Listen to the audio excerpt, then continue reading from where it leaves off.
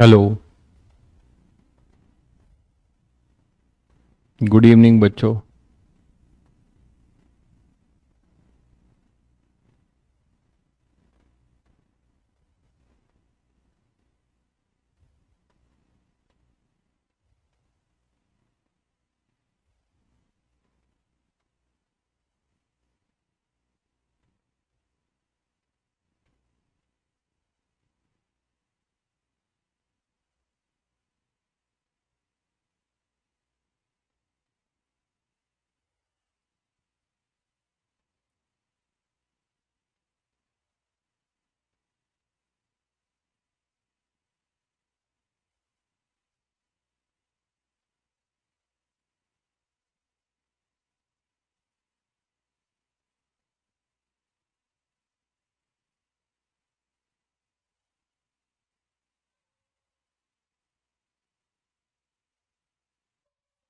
Hello, audio video clear है बच्चों?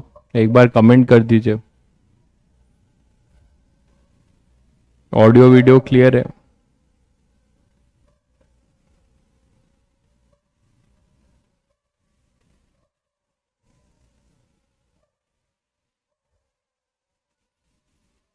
पूर्णिम good evening भाई, कैसे हैं? पूर्णिम, हरेंद्र, रजत, सभी बच्चों को good evening. Reetam, Durgesh, good evening, नमस्ते। कैसे हैं आप लोग?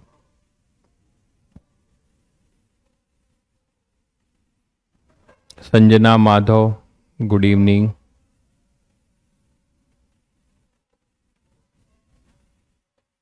चलिए, ऑडियो वीडियो क्लियर है बच्चों? ऑडियो वीडियो क्लियर है? चलिए, तो हमारा एक सेंटर ऑफ मास का एक लीस्ट इंपॉर्टेंट टॉपिक है, लेकिन कर लेना चाहिए। मान लो कहीं कुछ क्वेश्चन आ जाए, बड़ा फॉर्मूला बेस्ड टॉपिक है, इसमें कुछ है नहीं, देखने में डरावना लगता है बस। ठीक है, तो कर लेते हैं। ठीक है, अभी तक पूरे जेई एडवांस के अगर आप पीवाईक्यू उठा के देखोगे 20 सालों में, तो शायद एक भी क्वेश्चन नहीं है इस पे। ठीक है, बट जेई मेंस में पूछा जा सकता है छोटे छोटे कॉन्सेप्ट्स पे। चलिए करते हैं। तो वेरिएबल मास सिस्टम में बच्चों क्या है कि मान लीजिए अभी तक हमने जो पढ़ा था, याद करिए, Newton second law. Newton second law यही पढ़ा था, F is equal to d p by D t. याद है? dp बाई डी टी याद आ रहा है सभी को, है ना? तो इसमें जो p था वो mv था, जिसमें मास जो है हमारा कांस्टेंट था। अभी तक हमारे मास जो है कांस्टेंट थे, लेकिन अब ऐसा से केस हो सकता है जिसमें मास कंटिन्यूसली बॉडी से या तो निकल रहा हो या बॉडी पे मास डिटैच हो रहा हो, है ना? तो मास आपका चेंज होगा। तो इस केस में आप बोलते थे कि d by D t of m v. तो इसमें ये दोनों वेरिएबल है। तब आप बोलते थे first function into differentiation of second function plus second function into differentiation of first function. याद आ रहा है? तो आज हम इस पे बात करेंगे, इस पे बात करेंगे, dm बाई डी टी पे। आज हम लोग dm बाई डी टी पे बात करेंगे, मतलब हमारा मास जो है सिस्टम का कंटिन्यूसली टाइम के रिस्पेक्ट में चेंज हो रहा होगा। ठीक है, तो चलिए एक सिस्टम लेते हैं। जैसे तो हमारा टॉपिक आज का यही है। तो एक सिस्टम लेते हैं, मान लीजिए हमारे पास एक सिस्टम है ऐसा, ठीक है, और ये सिस्टम जो है मूव कर रहा है कुछ u वेलोसिटी से, कुछ u वेलोसिटी से हमारा सिस्टम ये मूव कर रहा है, या v वेलोसिटी से, v वेलोसिटी से ये m मास है जो कि मूव कर रहा है। और एक मास जो है, एक दूसरा मास है जो इसको, इसकी तरफ आ रहा है और वो u वेलोसिटी से आ रहा है। इसका मास है m, इसका मास है कैपिटल M, और ये v वेलोसिटी से है। ठीक है, ये दोनों आ रहे हैं। u is greater than v। u is, मैं अभी आपको जनरल थ्योरी बता रहा हूं और एक जनरल फॉर्मूला डिराइव करा रहा हूं जो सभी के लिए ट्रू हो जाएगा। तो मान लो कि ये इसको जस्ट क्या कर रहा है ये, before t equal to zero या डी टी, ये टी इक्वल टू जीरो का मोमेंट लेते हैं, ये मोमेंट लेते हैं टी इक्वल टू जीरो का। ठीक है, तो किसी डी टी टाइम के बाद, किसी डी टी टाइम के बाद ये इसके साथ अटैच हो जाता है, ये इसके साथ अटैच हो जाता है, मतलब ये अब इसके साथ आ जाता है।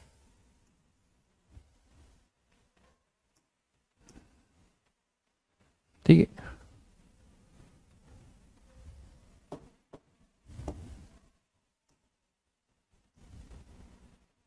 तो ये m अब इसके साथ अटैच हो जाता है।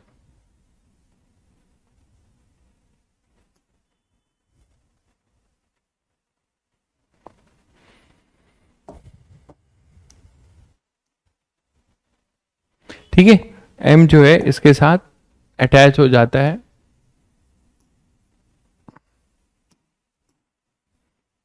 इंटर कर गया इसके अंदर,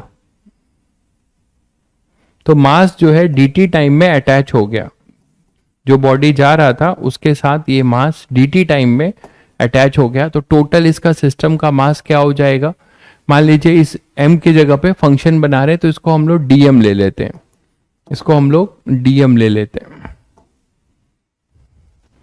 इसको dm ले सकते हैं। ठीक है, तो अगर dm ले लेते हैं तो हमारे पास जो भी dm होगा वो डिफरेंशियल मास dm मान लो एड ऑन हो गया, तो ये कितना हो जाएगा अब m प्लस dm, है ना, और इसकी वेलोसिटी आपकी कुछ चेंज हो जाएगी, इसकी वेलोसिटी आपकी कुछ चेंज हो जाएगी, और वो कितनी हो जाएगी, इसकी वेलोसिटी v से v प्लस dv हो जाएगी। ठीक है, तो इसकी वेलोसिटी v से कुछ v प्लस इंक्रीमेंट हो गई कितनी, dv। तो v पहले थी, मास के ऐड होने के बाद क्यों ऐड हो जाएगी, क्यों इसकी वेलोसिटी बढ़ जाएगी, उस पर अभी बात करेंगे, v प्लस dv हो जाएगी। ठीक है, ये क्या है, t equal to d t time. तो t इक्वल टू जीरो से t equal to d t time में कोई dm मास इसमें आकर ऐड हो जाता है, पीछे से जाके अटैच हो जाता है, और ऐसा होने के लिए ऑब्वियसली u जो है v से बड़ा होना चाहिए। इतना तो आप लोगों ने पढ़ रखा है कि u जो है v से बड़ा होगा तभी क्या होगा, ये इसको अप्रोच कर पाएगा और इसके साथ अटैच हो जाएगा। तो बच्चों यहां चेंज इन मोमेंटम क्या हुआ, ठीक है, डेल्टा p dp अगर मैं बोलूं चेंज इन मोमेंटम,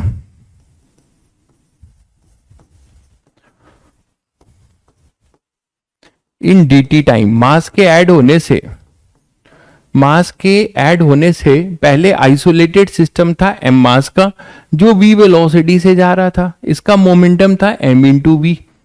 dm मास के ऐड होने से इसका मास चेंज हो गया, m प्लस dm हो गया, और ये v प्लस dv हो गया।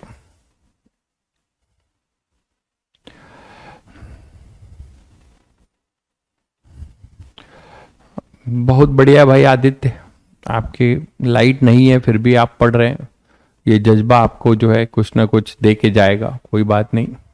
तो यहाँ पे अपने पास यहाँ के बाद जो है आप बोल सकते हो कि ये चेंज क्या लिखे बच्चों, डीपी।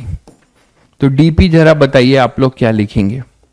डीपी सभी को पता है, पी फाइनल डीटी के बाद, डीटी के पहले, तो डीटी के बाद क्या था, m प्लस डी पूरा सिस्टम है, उसकी वेलोसिटी है v प्लस डी, उसकी वेलोसिटी है v प्लस डी, है ना, माइनस ये था dm into u, dm into u ये इनिशियल, और plus m into v, m into v यही तो इनिशियल हो जाएगा और ये अपना फाइनल हो जाएगा। ये सभी को क्लियर है, यही चेंज होगा।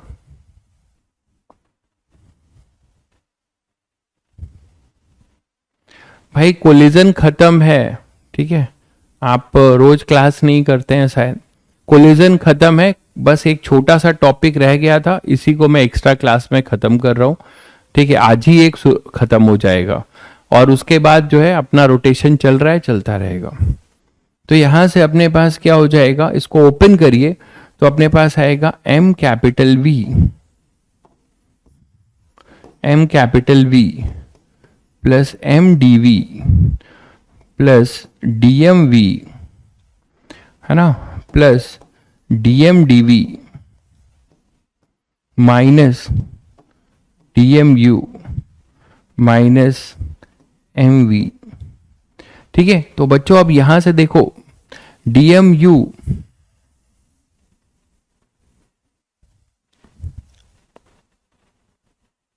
क्या कैंसिल हो रहा है, कुछ एम वी अपना कैंसिल हो रहा है, और ये डीएम डीवी दो डेल्टा का डिफरेंशिएशन ये टेंडिंग टू जीरो है, दो डेल्टा का डिफरेंशिएशन जीरो है। ठीक है, क्या मतलब है कि मतलब अगर मैं 0.002 इंटू 0.001, ये तो ऐसे ही छोटा है, ये भी छोटा है, दोनों को मल्टीप्लाई करेंगे तो हमें मिलेगा 2 इंटू 10⁻⁻⁶। तो ये कितना छोटा होगा, टेंडिंग टू जीरो, तो बहुत आराम से लिख सकते हैं।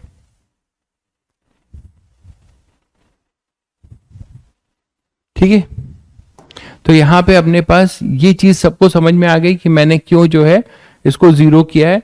दो डिफरेंशियल चीज का प्रोडक्ट और टेंडिंग टू जीरो होगा, ये ऐसे ही बहुत छोटे होते हैं, dx dm dv, है ना, तो ये टेंडिंग टू अपना जीरो हो जाएगा। अब यहां से देखो आपको क्या मिलेगा, m D v plus d m v minus d m u और माइनस दिस। तो अब इसको मैं लिख रहा हूं m D v plus d m v minus u, d m यहां से कॉमन ले लिया, v माइनस यू, यहां तक आ गए हम लोग, that is our dp, that is your change. तो मास के ऐड होने से सिस्टम में के मोमेंटम में ये चेंज हुआ। ठीक है, यहां तक क्लियर है, देख लीजिए पहले फिर आगे बढ़ते हैं।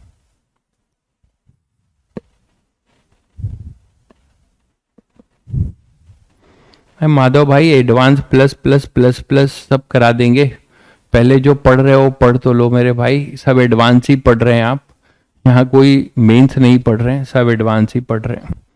तो m D v plus d m v minus u, मेरे कराने से कुछ नहीं होता, ये आपका मिथ है, मैं केवल मेरे कराने से कुछ नहीं होता, ये चीज ध्यान रखिएगा।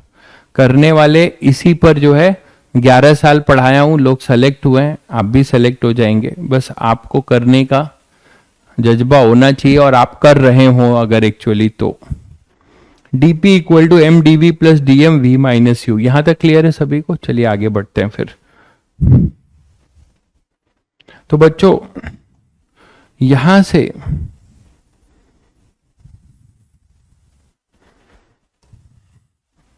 इस रिजल्ट को थोड़ा और सिंप्लीफाई करूं तो आपको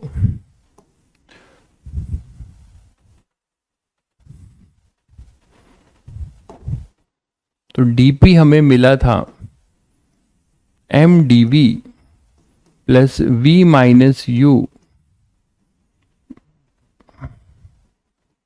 DM, v minus u dm, यही था। अब यहां मैं माइनस कॉमन ले रहा हूं, उसका रीजन ये है क्योंकि v माइनस यू में आपको पता है कि u बड़ा रहा होगा, अगर u बड़ा नहीं रहा होगा तो ये इसको अप्रोच नहीं कर पाता। देखिए u जो है v से बड़ा रहा होगा, इसीलिए ये इसको अप्रोच कर पाया जो हमने सिचुएशन लिया है। तो इसका मतलब ये हुआ बच्चों कि यहां पर ये इससे बड़ा होगा तो इसको पॉजिटिव बना देते हैं पहले, m D v minus common ले लीजिए, v minus u minus v कर लीजिए, तो u माइनस वी डीएम, यहां तक आ गए। दोनों को डिवाइडिंग बोथ साइड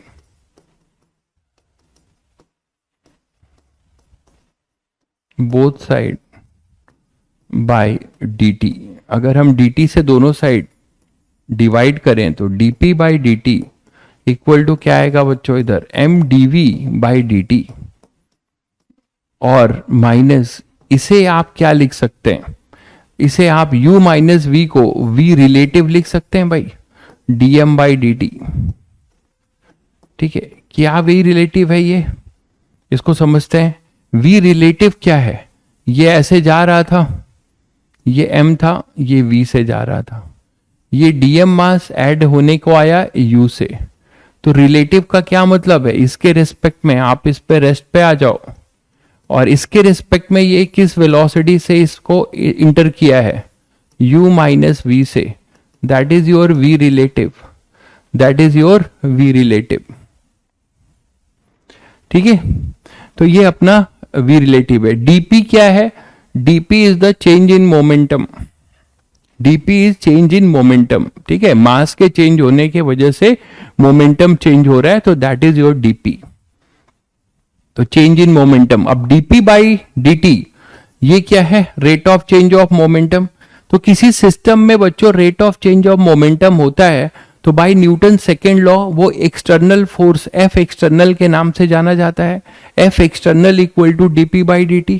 तो आप इसको क्या लिख सकते हो बच्चों, इसको लिख सकते हो F external that is equal to m dv by dt। ये v क्या है, v क्या है, v अपना था जो रेट ऑफ चेंज जिसमें ये इंटर हो रहा है, एग्जिट भी हो सकता है तो मास का आना या मास का जाना, तो उससे जो सिस्टम में चेंज इन मोमेंटम हुआ ये, और ये है उसका एक्सेलरेशन।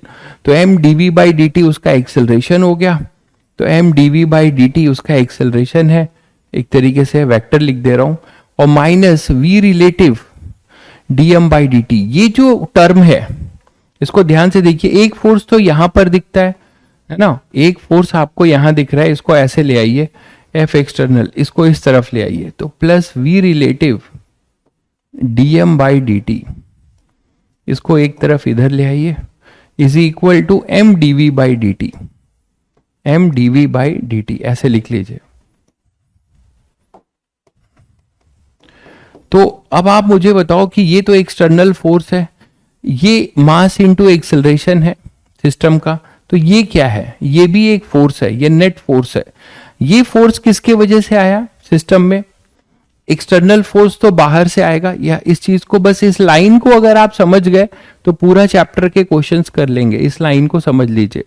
F एक्सटर्नल क्या है, जब ये मास ऐड हो रहा होगा तो पहले से कुछ एक्सटर्नल फोर्स लग रहा होगा, वो हम लोगों ने नहीं लिखा है अभी, वो हो सकता है वो जीरो हो, हमारे अकॉर्डिंग वो जीरो है, हमने जो लिया है उसके अकॉर्डिंग हमारा एक्सटर्नल फोर्स क्या आ रहा है, जीरो आ रहा है, तो उसका एक्सप्रेशन बन जाएगा। मैं अभी जनरल बता रहा हूं कि इसमें पहले से जो डीएम मास m में जाके अटैच हो रहा है, उस m पर पहले से कोई एक्सटर्नल फोर्स लग रहा हो तो वो ये एक्सटर्नल हो गया, उसी के वजह से अपने पास dp बाई dt होगा। ये क्या है फिर, ये थ्रस्ट है, मास के ऐड होने से मोमेंटम का चेंज हुआ, और मास के ऐड होने से मोमेंटम का जो चेंज हुआ उसके वजह से जो फोर्स मिला, that we call it thrust. ठीक है, that we call it thrust, यही वो थ्रस्ट है। वेरिएबल मास की वजह से, मास के सिस्टम में आने या मास के सिस्टम में जाने के वजह से यहां पे एक फोर्स आ जाएगा, इसको कहेंगे थ्रस्ट, और ये दोनों मिलकर that is equal to m dv by dt। तो बच्चों ये चीज समझ लीजिएगा कि ये अब आपके पूरे चैप्टर का यही जान है। मैंने इसको जनरलाइज करके एक रिजल्ट दे दिया है, सारा क्वेश्चन हम लोग इस रिजल्ट से कर सकते हैं। ठीक है, थ्रस्ट के बारे में मैं और क्लियर करूं कि इसकी डायरेक्शन क्या होगी, तो ये जो थ्रस्ट है always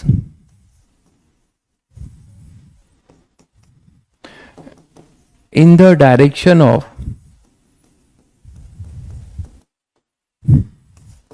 v relative if dm by dt is increasing, मतलब दैट इज मास अगर ऐड हो रहा है, दैट इज व्हेन मास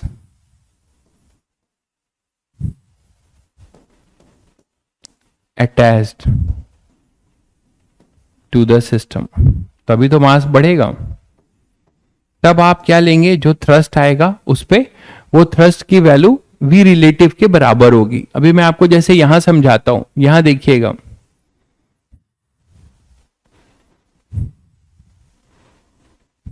ठीक है, तो यहां से बच्चों आप देखो क्या हो जाएगा, यहां मुझे बताओ कि u रिलेटिव इधर है, तो इस पे जब ये ऐड हो रहा होगा तो थ्रस्ट कैसा लगेगा, इस पे थ्रस्ट कैसा लगेगा, इसके इस पे ऐड होने की वजह से थ्रस्ट की डायरेक्शन क्या होगी, तो थ्रस्ट की डायरेक्शन इस पर जिस पे ऐड हो रहा है उस पे थ्रस्ट आप ऐसे लगाओगे जैसे इंपल्स पढ़ा है तुमने, है ना, एफ थ्रस्ट ऐसा लगाओगे, और इस पे थ्रस्ट जो है एक्शन रिएक्शन है, इस पे थ्रस्ट ऐसा लगेगा, ठीक। और ये इसकी वैल्यू क्या होगी, v relative dm by dt। अगर यही यहां से डिटैच हो रहा होता, ध्यान दीजिएगा, अगर यही यहां पर डिटैच हो रहा होता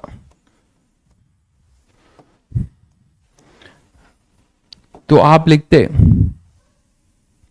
इसी में मैं ऐड कर रहा हूं,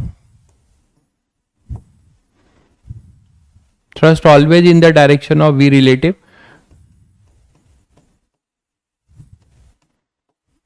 opposite to v relative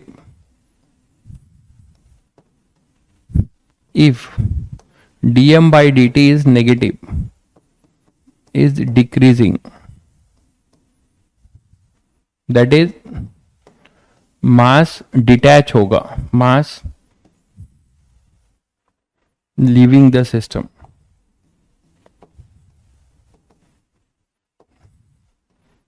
तो उसके अपोजिट लेंगे डायरेक्शन। तो ये डायरेक्शन की बात हो गई, और वैल्यू मैंने आपको बता दी, वैल्यू कहां से आई ये बता दिया कि उसके ऐड होने से, है ना, उसके ऐड होने से, ऐड होने की वजह से, ऐड होने की वजह से अपने पास क्या होगा, सिस्टम में डीएम मास के ऐड होने की वजह से मोमेंटम का चेंज हुआ। तो उस चेंज इन न्यूटन लॉ के अकॉर्डिंग भाई कभी भी मोमेंटम का चेंज होगा तो there will be a force, तो इसको हमने थ्रस्ट बोला। ये एक्सटर्नल है, तो हमारा जो ये सिस्टम था इसमें एक्सटर्नल कहीं नहीं है, तो आप इस केस में एक्सटर्नल को जीरो कर सकते हैं। तो आपके पास इफ एक्सटर्नल जीरो, तो आपके पास क्या बन जाएगा, केवल v relative dm by dt equal to m dv by dt। F external जहां नहीं होगा, जहां पे आपको एक्सटर्नल फोर्स नहीं दिखेगा वहां पे एक्सटर्नल नहीं लेंगे। एक्सटर्नल का मतलब mg हो गया, या कोई आपने फोर्स लगाया है, किसी ट्रॉलिक पे कुछ फोर्स लग रहा है, ठीक है बच्चों, तो वो फोर्स है, ठीक है। अब हम धीरे धीरे इसके एग्जाम्पल्स पे आते हैं तो आपको और क्लियर होगा, बट इसको देख लीजिए प्यार से। F external plus V relative dm by dt, this is the thrust, this is external force, और इन दोनों फोर्स ही हैं, तो this force equal to m into a, mass of the system dv by dt। किसका मास है, जिस मास में ये dm मास attach हो रहा है या dm मास यहां से बाहर जा रहा है, क्लियर है। चलिए तो अब आगे बढ़ते हैं। तो जैसे एक केस लेते हैं, केस ऑफ यूनिफॉर्म चेन। इसमें भी ये ऐसे क्वेश्चंस में के लिए आप ये हैंडल कर सकते हैं। देखने में बहुत टफ लगते हैं ये क्वेश्चन, एक्चुअली टफ है, बट अब आपको टफ नहीं लगेंगे। जैसे मैं अगर एक सिस्टम लेता हूं, मान लीजिए ऐसा,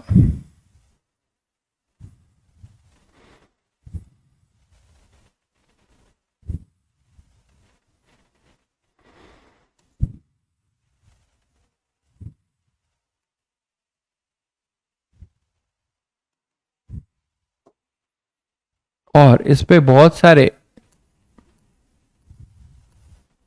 ये चेन जो है ऐसे रखे हुए हैं, यूनिफॉर्म चेन है, पाइल करके ऐसे रखा हुआ है।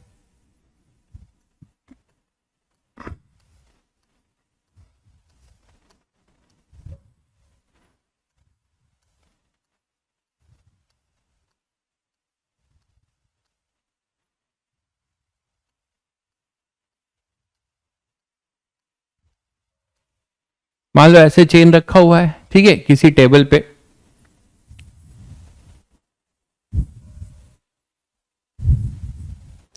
ठीक है, तो अब यहां पे अपने पास क्या होगा भाई, आप किसी का भी देखो, कोई भी देखो, जो चीजें जितनी जहां पर हैं सभी स्टैंडर्ड डेरिवेशन सभी कराते हैं।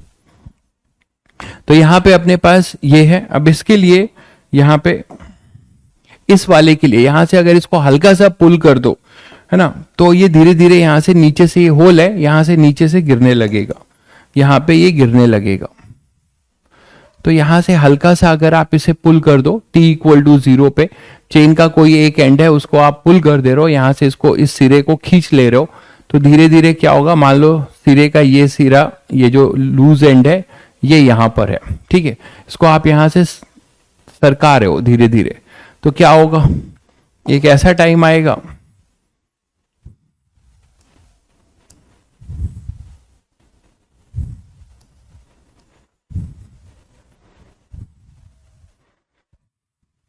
ठीक है, ये आपको मैंने ड्रॉपर बैच में भी पढ़ाया हुआ है, ठीक है, ड्रॉपर बैच में भी अगर आप जाएंगे तो वेरिएबल मास सिस्टम का आपको आज से 4 महीना पहले का लेक्चर मिलेगा, उसमें भी ये सारी चीजें आपको मिल जाएंगी। तो ऐसा कुछ नहीं है। तो यहां पे अपने पास ये धीरे धीरे क्या हुआ, गिरना शुरू करेगा, तो मान लो कुछ पार्ट इसका गिर जाता है और यहां से एक लेयर जैसे कुछ लेयर कम होती जाएंगी, है ना।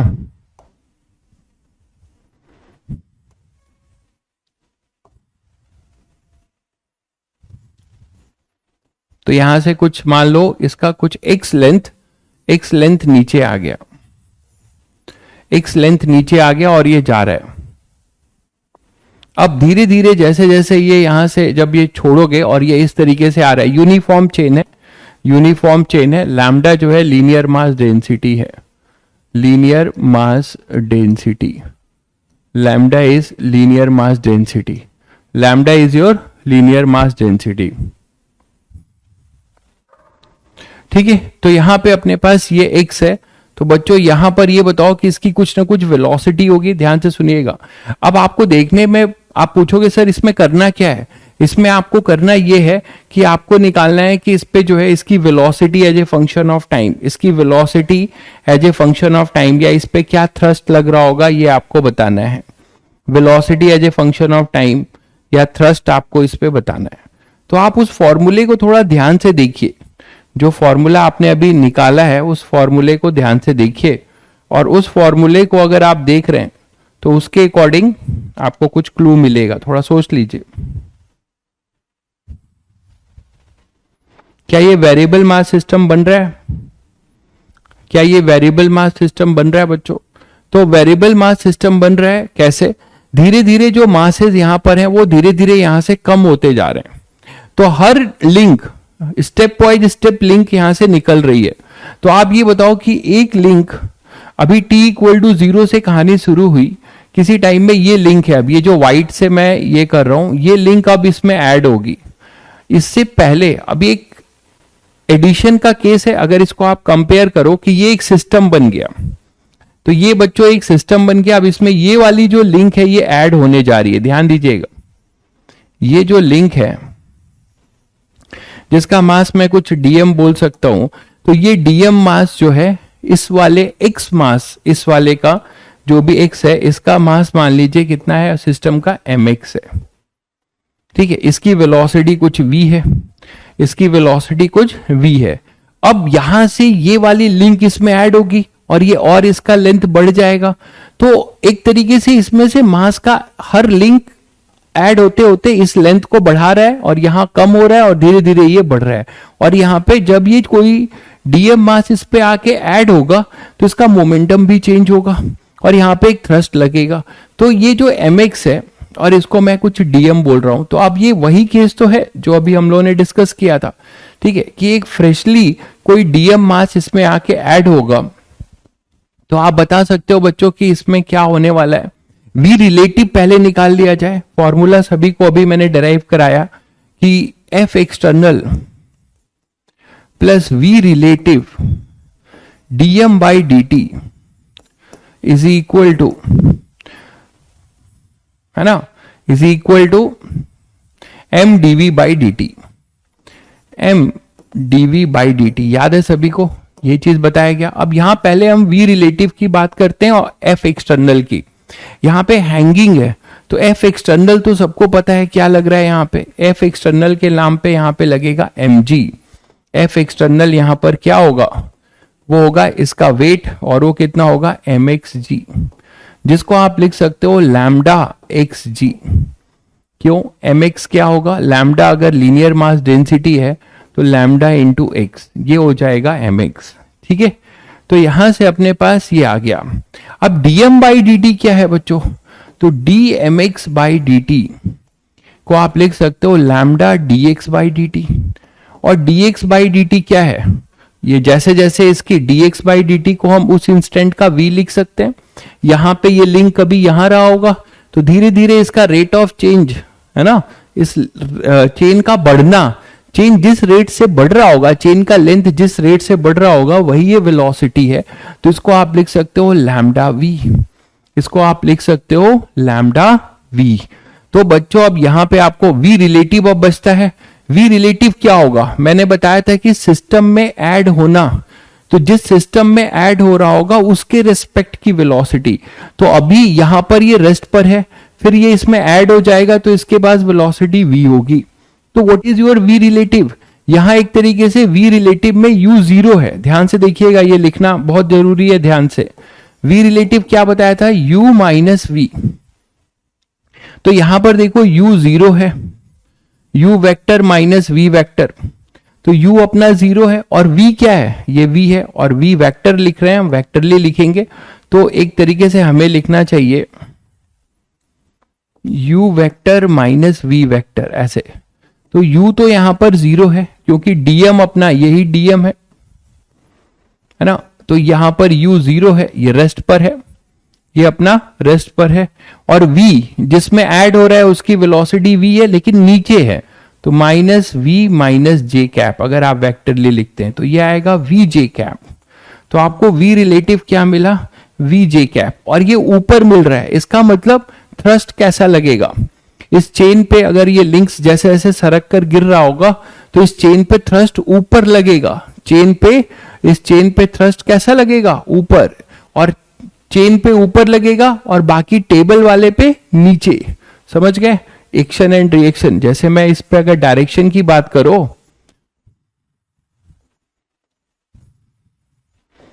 तो इस पे जो लिंक्स ऐड होते जा रहे हैं इस पे थ्रस्ट लगेगा ऊपर और टेबल वाले पे आपका लगेगा नीचे। तो एफ थ्रस्ट की वैल्यू ये होगी, क्योंकि हमारा v रिलेटिव कैसा आ रहा है? ऊपर। मैंने कहा था कि जब भी ऐड होगा, जब भी मास ऐड होगा तो एफ थ्रस्ट की डायरेक्शन में, सॉरी v रिलेटिव की डायरेक्शन में एफ थ्रस्ट लगता है। तो v रिलेटिव हमारा v जे कैप है, तो थ्रस्ट हमारा जिसमें ऐड हो रहा है उस पे ऊपर लगेगा। ठीक है, सारी वैल्यू आ गई। एक्सटर्नल, अब बस आप, इसीलिए मैंने एक्सटर्नल भी लिया, ठीक है, इसीलिए मैंने इसको जनरलाइज कर दिया था। आप देखो यहाँ एक्सटर्नल है, वो एक्सटर्नल है लैम्डा एक्स जी। अब वैल्यू पुट कर दीजिए, बाकी सब तो बहुत आसान है। तो लैम्डा एक्स जी ये एक्सटर्नल हो गया, v रिलेटिव कितना हो गया? v हो गया। और dm बाई dt कितना है? dm बाई dt अपने पास कितना है? देखो लैम्डा v, तो ये lambda v dm by dt, यहां हम लोग वैल्यू पुट कर रहे हैं, ठीक है, is equal to m dv by dt, m dv by dt। तो यहां से आप acceleration as a function of x सारी चीजें निकाल सकते हो। तो finally lambda x g plus lambda v square equal to m dv by dt, ये आपको मिलेगा, ये फंक्शन आपको मिलेगा। ठीक है, अब इसमें थ्रस्ट कौन सा हुआ बच्चों?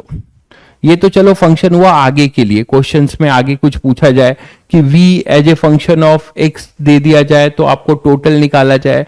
ठीक है, मैं पूछ रहा हूं कि इसमें थ्रस्ट क्या हुआ, इस थ्रस्ट की वैल्यू क्या हुई? तो थ्रस्ट के लिए मैंने आपको बताया है, थ्रस्ट के लिए ये पार्ट रिस्पॉन्सिबल है, कौन सा? v relative dm by dt। तो v रिलेटिव हमारा v था और dm by dt lambda v था, तो हमारा थ्रस्ट आया लैम्डा वी स्क्वायर। तो ऐसे क्वेश्चंस के लिए मैं बोलूंगा कि रिजल्ट ये जेई मेंस में डायरेक्ट पूछ सकते हैं। तो लैम्डा वी स्क्वायर, ठीक है, कोई लिंक से कोई एक लिंक अगर ऐड हो रही है ना, लिंक वाइज चीजें ऐड होती जा रही हैं, तो आप यहां पे ये फॉर्मूला डायरेक्टली लगा सकते हो एफ थ्रस्ट का, वो होगा लैम्डा वी स्क्वायर, ये हो जाएगा लैम्डा वी स्क्वायर। ये क्लियर है बच्चों? ठीक है, तो f thrust is your lambda v square. तो इस केस में आपने कि धीरे धीरे यहां से आपने इसको डिस्टर्ब किया, ये नीचे नीचे सरकता हुआ नीचे गिर रहा है। हर एक लिंक जो रेस्ट पर था वो हैंगिंग पार्ट वाले जिसकी वेलोसिटी v थी उससे स्टेप वाइज स्टेप ऐड हो रहा है। उसके ऐड होने से हमें एक मोमेंटम में चेंज मिल रहा है जिसको हम थ्रस्ट कह रहे हैं। तो थ्रस्ट ये आएगा और ये पूरी इक्वेशन होगी, ये इस समय इसकी पूरी इक्वेशन होगी। आगे आपको क्वेश्चन में दिया जाएगा जो उसके अकॉर्डिंग हम लोग करेंगे, है ना। v दिया जाएगा, x दिया जाएगा तो v निकालेंगे, बाकी जो भी दिया जाएगा, ठीक है। हो सकता है कि आपसे एक्सेलरेशन पूछ ले x और v पे, तो आप एक्सेलरेशन भी निकाल सकते हो। इनफैक्ट हम लोग एनर्जी कंजर्वेशन करके v को x के टर्म्स में निकाल सकते हैं ना। इसका सेंटर ऑफ मास x/2 पे है, तो mg x/2 और इसकी potential energy equal to kinetic करके v as a function of x निकाल सकते हैं, एक्सेलरेशन भी हम निकाल सकते हैं। तो मैंने एक केस लिया, इसी केस को अब थोड़ा चेंज कर रहा हूं, ठीक है। पहले ये देख लीजिए,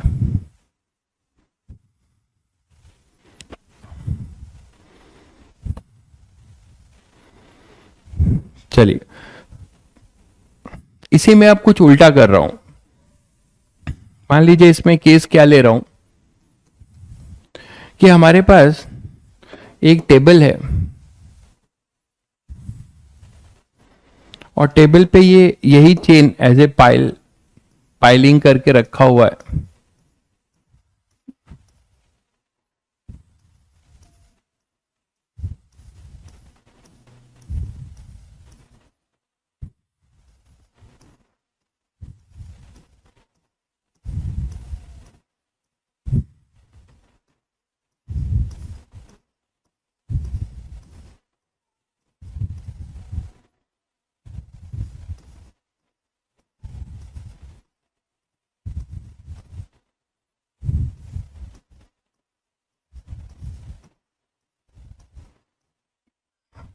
अब मान लो इसका एक एंड ऐसा है, इसको आप उठाने जा रहे हो किसी एफ फोर्स से, किसी वेरिएबल फोर्स से। ये वेरिएबल फोर्स है, वेरिएबल फोर्स से आप इसको उठाने जा रहे हो, ठीक है। इसको उठा रहे हो, वेरिएबल फोर्स से आप इसको उठा रहे हो। तो आप वेरिएबल फोर्स से उठा रहे हो तो आपको क्या करना है, आपको ये बताना है कि ये वेरिएबल फोर्स जो भी होगा, यूनिफॉर्म चेन है, piled up on A horizontal surface, दिख ही रहा है, लिखने की जरूरत नहीं है, लिख देता हूं। यूनिफॉर्म चेन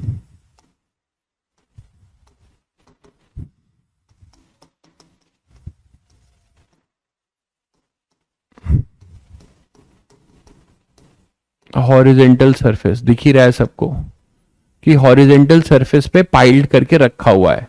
उसके एक सिरे को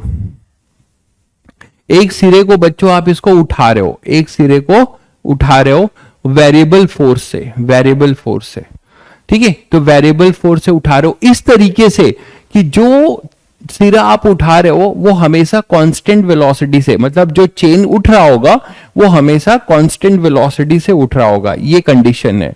तो उसके लिए एफ क्या होना चाहिए, तो ए वेरिएबल फोर्स, ये भी मैं यहां लिख देता हूं, ए वेरिएबल फोर्स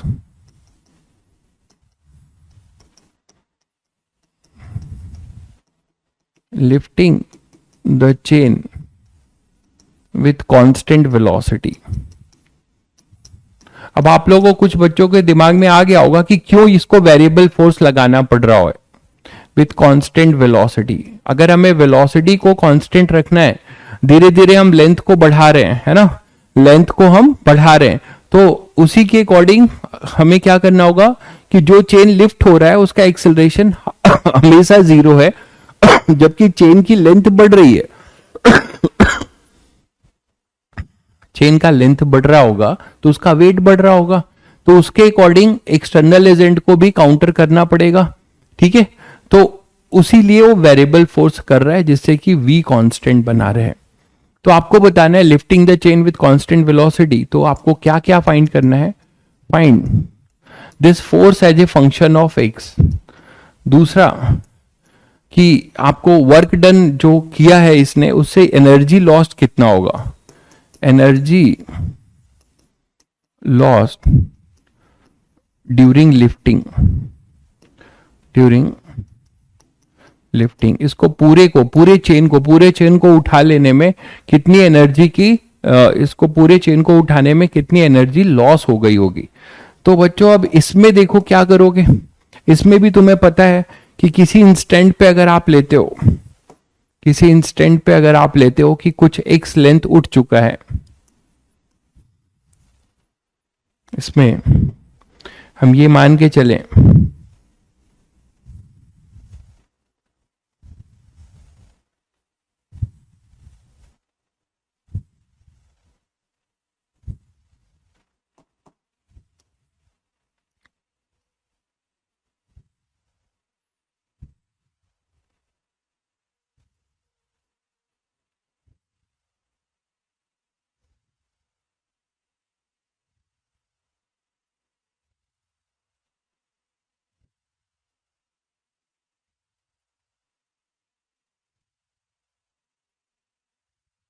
ऐसा है कि मान लो इसने एफ फोर्स लगाया, ये एफ फोर्स लगा हुआ है और इसमें से फिर से वही एक्स पार्ट जो है ये ऊपर उठ चुका है, एक्स पार्ट ऊपर उठ चुका है। ठीक है, अब बच्चों ये बताओ कि एक्स पार्ट ऊपर उठ चुका है और ये जो मैं फिर से सेडेट कर रहा हूं, ध्यान से देखो, यही डीएम है जो इसमें ऐड होने के लिए जा रहा है। इसका मास सभी को सब कुछ ये सब तो पता ही है, एम एक्स है जो कि लैम्डा एक्स है, और यहां पे फिर से d m x by D t, जिस रेट से ये चेंज हो रहा है वो कितना हो जाएगा लैम्डा, ये कांस्टेंट वेलोसिटी दे रखे हैं, एफ वेरिएबल है बट वेलोसिटी कांस्टेंट है, तो v अपना कांस्टेंट है, यहां पे ये कांस्टेंट है, तो lambda into D x by D T that is v। ठीक, तो अब मुझे बताओ कि फॉर्मूले में क्या करोगे, v रिलेटिव की बात करो, तो यहां भी v रिलेटिव क्या आएगा, बस डायरेक्शन चेंज होगा। पहले फॉर्मूले पे आते हैं, फॉर्मूला क्या था अपना, f external plus v relative. मैंने एक ऐसा जनरलाइज फॉर्मूला आपको दिया है कि आपका टेंशन खत्म है, बस ध्यान से चीजों को देखकर लिख देना है, dm by D t, v relative dm by D t is equal to m dv by D t, यही तो था बच्चों, m dv by D T. तो यहां पे f एक्सटर्नल के नाम पे कौन है, ऑब्वियसली वेट है mg, लैम्डा xg ये वेट है, f एक्सटर्नल यही है अपना, तो लैम्डा xg। v रिलेटिव क्या होगा, अब v रिलेटिव होगा u vector minus v vector, अगर कर रहे हैं तो u तो अपना जीरो है, u dm का होता था, u जो है dm का होता था तो वो तो जीरो है, माइनस v क्या है, v है, और वो प्लस j कैप है, यहां पर ये ध्यान रखिएगा वो प्लस j कैप है, तो फाइनली आएगा माइनस v j कैप। तो अब ये साइन आपका नेगेटिव है, ठीक है, तो साइन का नेगेटिव होने का क्या मतलब है कि जैसे ही आप उठा रहे हो और ये डीएम मास इस पे ऐड हो रहा है, तो इस पे जो थ्रस्ट लग रहा होगा वो नीचे लग रहा होगा, इस पे जो थ्रस्ट लग रहा होगा, है ना, इस पे जो थ्रस्ट की जो डायरेक्शन होगी वो कैसी होगी, नीचे। जैसे ही डीएम इस पे ऐड हो जाएगा,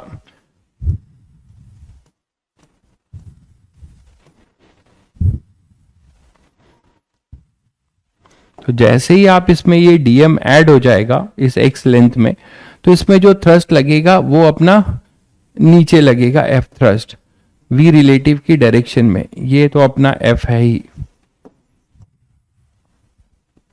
क्लियर हो गया सभी को, चलिए, तो एफ आपने ये लिख लिया। अब वैल्यू पुट करने की बारी है, डीएम बाई डी टी आपको पता है लैम्डा वी है, तो फाइनली लिखते हैं, तो क्या हो जाएगा,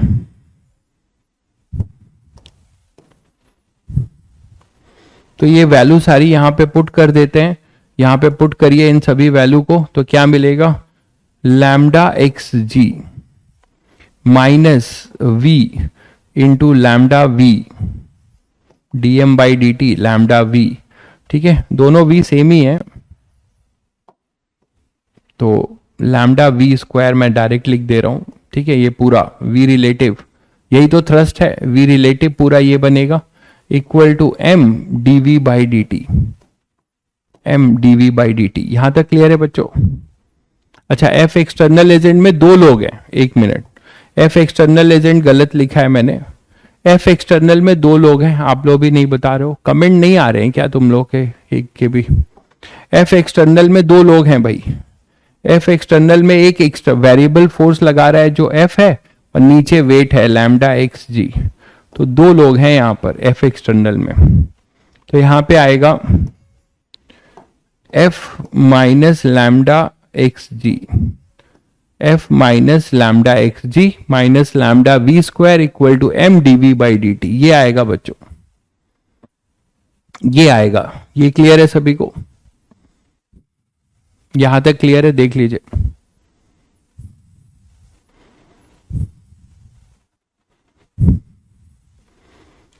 ठीक है, तो अब आगे बढ़ते हैं। हमें पूछा था f as a function of x, हमें पूछा था f as a function of x, तो f as a function of x तो आप यहां से निकाल ही सकते हो, इस तरफ ले जाकर f as a function of x आप निकाल लीजिए। अच्छा, dv बाई dt का क्या होगा बच्चों? हमारे अकॉर्डिंग टू क्वेश्चन ये dv बाई dt क्या होगा? ये v कांस्टेंट है, तो अकॉर्डिंग टू क्वेश्चन है, ये इस पर्टिकुलर क्वेश्चन के लिए कर पा रहे हैं। According to question dv by dt acceleration zero होगा, वेलोसिटी कांस्टेंट है, तो यहां पुट कर दो तो आपको force as a function of x मिल जाएगा। तो ये जब करोगे तो क्या आएगा? Lambda x g plus lambda v square. तो this is the first part, lambda x g plus lambda v square, this is the force as a function of x, this is the force as a function of x। यहां तक clear है बच्चों? Lambda x g plus lambda v square, lambda x g plus lambda v square. तो ये आपसे पूछा गया था force as a function of x, तो force as a function of x हम यहां से निकाल सकते हैं।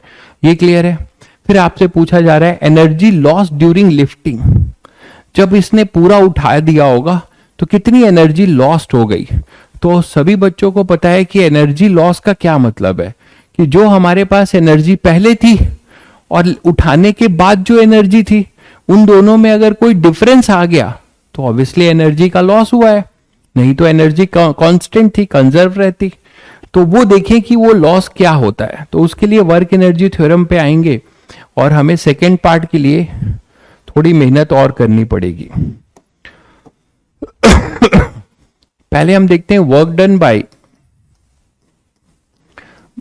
Bye F during lifting.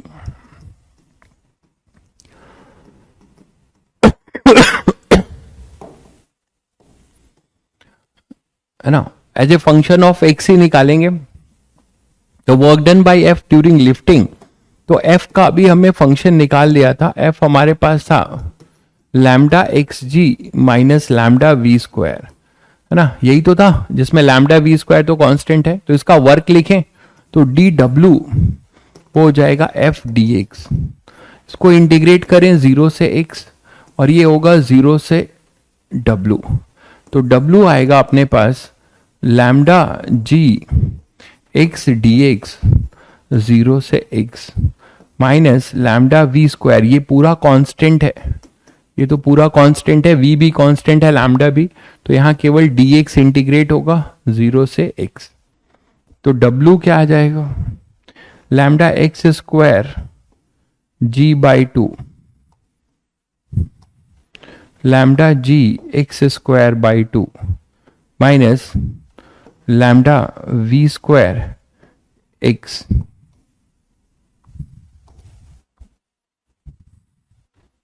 ये आएगा बच्चों। ठीक है, ये आ जाएगा work done by external agent. ठीक है, work done by external agent आ गया। और वर्क डन बाय ग्रेविटी क्या होगा?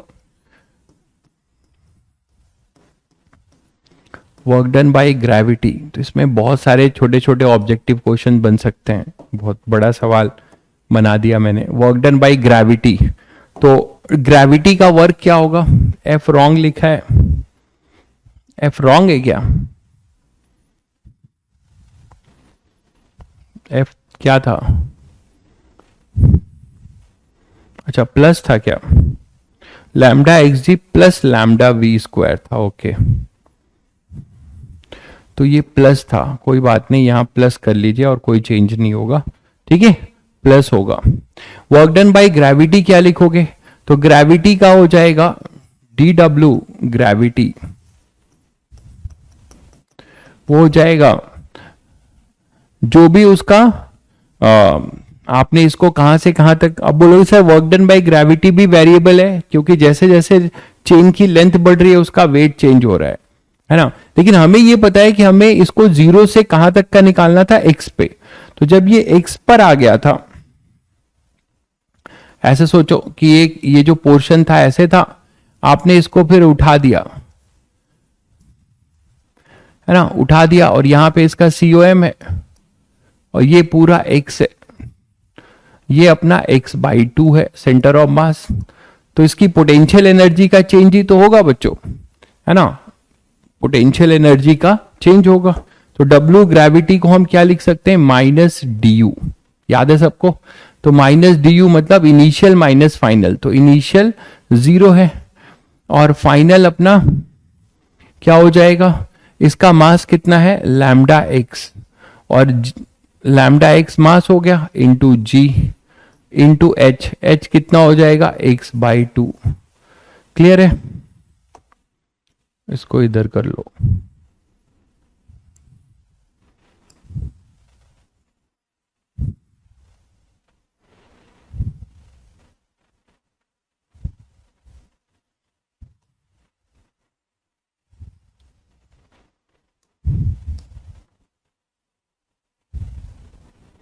ठीक है भाई, तो यहां से आपको क्या मिला, माइनस लैम्डा जी x²/2। तो वर्क डन बाय ग्रेविटी ये आया, मतलब आपने जो ये पाइलिंग हो रखी थी इसको यहां से x उठा दिया, ये यहां से x उठा दिया, तो इसमें ग्रेविटी का क्या वर्क हुआ वो हम डायरेक्ट इंटीग्रेट करने की जरूरत नहीं है, हम उसको सेंटर ऑफ मास कॉन्सेप्ट से हमने किया भी है, इसको डायरेक्ट हम लिख सकते हैं। तो W ग्रेविटी भी हमें पता चल गया, पूरा ही लिख लेते हैं, W ग्रेविटी हमें मिल जाएगा। अब हमें W ग्रेविटी पता है, W एक्सटर्नल एजेंट पता है, और इसकी काइनेटिक एनर्जी में भी चेंज है। तो what is delta k E, delta k ई क्या आएगा बच्चों, डेल्टा के ई आएगा, पहले तो ये ऐसे ही रेस्ट पर था, अब ये जो मूव कर रहा है, जो उठ गया है, इसकी वेलोसिटी v है, इसकी वेलोसिटी क्या है, v है। तो इसकी वेलोसिटी v है, तो केवल हम क्या लिखेंगे चेंज में, फाइनल वेलोसिटी है हमारे पास, इनिशियल वेलोसिटी नहीं है, वो होगी हाफ, और कितने मास का, x लेंथ के मास का काइनेटिक एनर्जी, मतलब lambda x into v square. तो ये चेंज होगा, इनिशियल तो 0 हो जाएगा। तो आपको अब ये सारी बातें पता है, तो जरा देखो, दो के वर्क, अगर हमारी हीट का लॉस नहीं होगा तो दोनों का जो वर्क है वो चेंज इन काइनेटिक एनर्जी में आना चाहिए, नहीं तो उसका जो डिफरेंस है, मतलब कुछ पार्ट सराउंडिंग में हीट में लॉस हो गया है, तो वही लॉस आपसे पूछा जा रहा है। तो निकालते हैं by work energy theorem.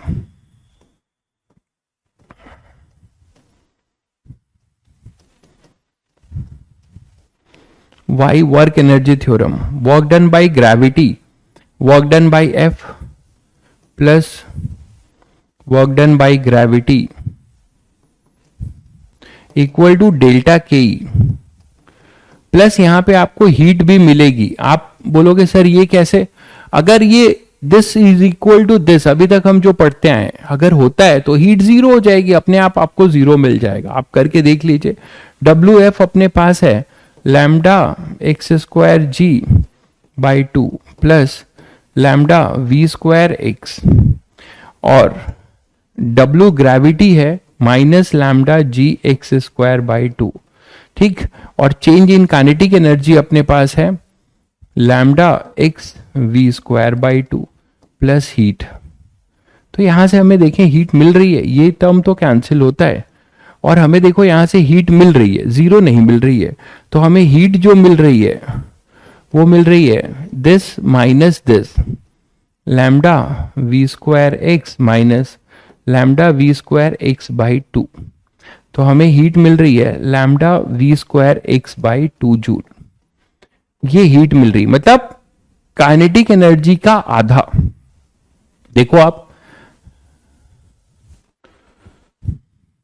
Kinetic energy का आधा नहीं, काइनेटिक एनर्जी के बराबर, मतलब जो थ्रस्ट है यहां पे,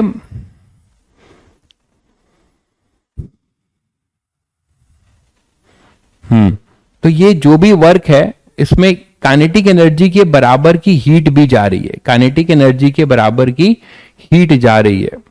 टोटल जो हम एक पार्ट देखिए, अब इसको थोड़ा सा फिजिकली आप थोड़ा सा इंटरप्रेट करिए कि जो वर्क दोनों ने मिलकर किया, ग्रेविटी ने जो वर्क किया, इनफैक्ट ग्रेविटी ने कोई वर्क नहीं किया, एक्सटर्नल एजेंट ने वर्क किया। एक्सटर्नल एजेंट ने ग्रेविटी के अगेंस्ट वर्क किया, तो उसका कुछ पार्ट तो देखो ग्रेविटी को ओवरकम करने में गया। एक्सटर्नल एजेंट का जो एक पार्ट है वो ग्रेविटी को के अगेंस्ट वर्क करने में चला गया।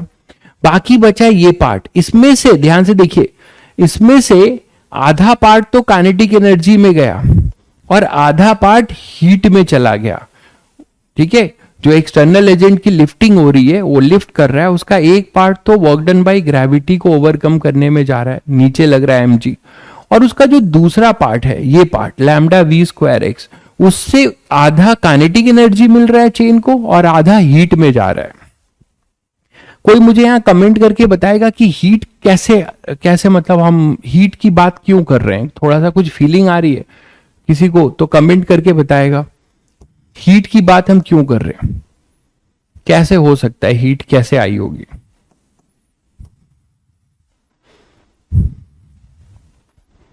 किसी को कुछ आइडिया लग रहा है हीट क्यों आ रहा होगा?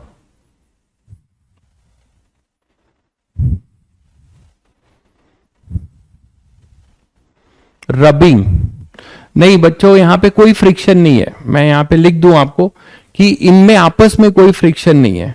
एक्चुअली हीट आ रहा होगा एक लिंक का दूसरे लिंक से जुड़ने पे इंपल्स आ रहा होगा, एक लिंक का, सही गेस किया है, बट रबिंग नहीं है वो। ये जो लिंक है ना, ये वाली लिंक इससे जुड़ रही है, ये लिंक जो अभी रेस्ट पर है ये इससे जुड़ेगी, तो यहां पे जो है एक एक लिंक जो है डायरेक्ट इस पे अटैच होगा, तो उससे आ रहा है, ग्राउंड सरफेस से नहीं है। एक डीएम मास के लिंक का जो अपकमिंग जो जो लिफ्टिंग जो पोर्शन है उससे जुड़ने से जो लिंक अटैच हो रही है, उनके बीच में इंपल्स लग रहा है, ह्यूज इंपल्स लग रहा है। ध्यान से समझिए कैसे। अभी यहां पे इंपल्स क्यों बोल रहा हूं, impulse is the sudden change of linear momentum. अब यहां डीएम पहले रेस्ट पर था, अचानक जब ये उठा तो ये इसके साथ इसकी वेलोसिटी भी वी हो गई। ये देखो, ये यहां पे रेस्ट पे था, ये अचानक यहां पे उठा तो इसकी वेलोसिटी हुई, तभी तो इस पे थ्रस्ट लग रहा है, तभी तो थ्रस्ट लग रहा है। तो ये लिंक का लिंक जुड़ने की वजह से वो हीट आ रहा है। ठीक है, तो ये कहानी है बच्चों इसकी चेन की। तो चेन के ऐसे क्वेश्चंस मैंने 2 क्वेश्चंस लिए हैं, आप आराम से कर सकते हैं चेन के क्वेश्चन, सारा गेम उसी फॉर्मूले से है। अब कुछ अलग सिनेरियो लेते हैं। मान लीजिए एक केस लेते हैं, जैसे कि कोई ट्रॉली है और उस ट्रॉली से, जैसे आप लोगों ने देखा भी होगा कि ट्रॉली पे मास जो है गिराया जा रहा है। एक केस लेते हैं, मान लो जैसे ऐसा है,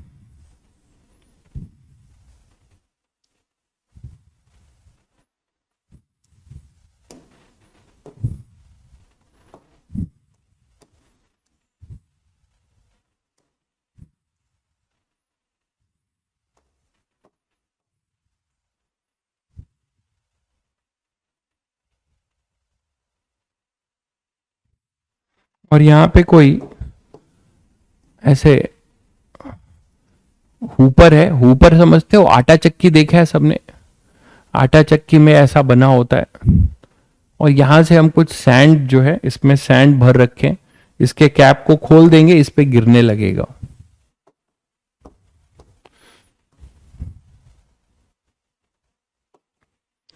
ठीक है, तो यहाँ पे बहुत सारे सैंड पार्टिकल्स हैं मान लो।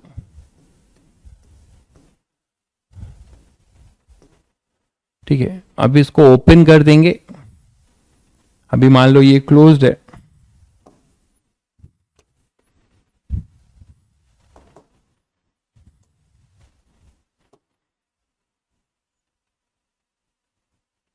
ठीक है, ये क्लोज्ड है अभी, तो इस पे है, इसको, इसमें सैंड पार्टिकल्स हैं और सैंड पार्टिकल्स हैं, और ये ट्रॉली जो है अभी, इस ट्रॉली का मास है एम नॉट, अभी कोई भी इनिशियल मास इसका कितना है, एम नॉट, एम नॉट इसका मास है, ध्यान से देखिए। और इस पे आप एक एक्सटर्नल फोर्स लगा रहे हो, कांस्टेंट फोर्स एफ फोर्स लगा रहे हो, जिससे कि इंजन का फोर्स होगा या कुछ भी, ये कांस्टेंट फोर्स है, ट्रॉली जा रही है और इसके ऊपर से सैंड पार्टिकल अब गिराए जाएंगे, अभी नहीं गिराए गए हैं, ठीक है। तो ये t इक्वल टू 0 से हमने हुपर, इसको हुपर कहते हैं, फिक्स हुपर है, जो आटा चक्की में आप गेहूं डालते हो धीरे धीरे जाता है, ये वही है, ये हुपर है, फिक्स हुपर है,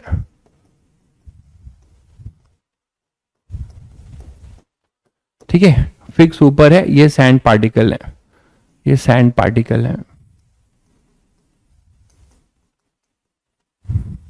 और सैंड पार्टिकल के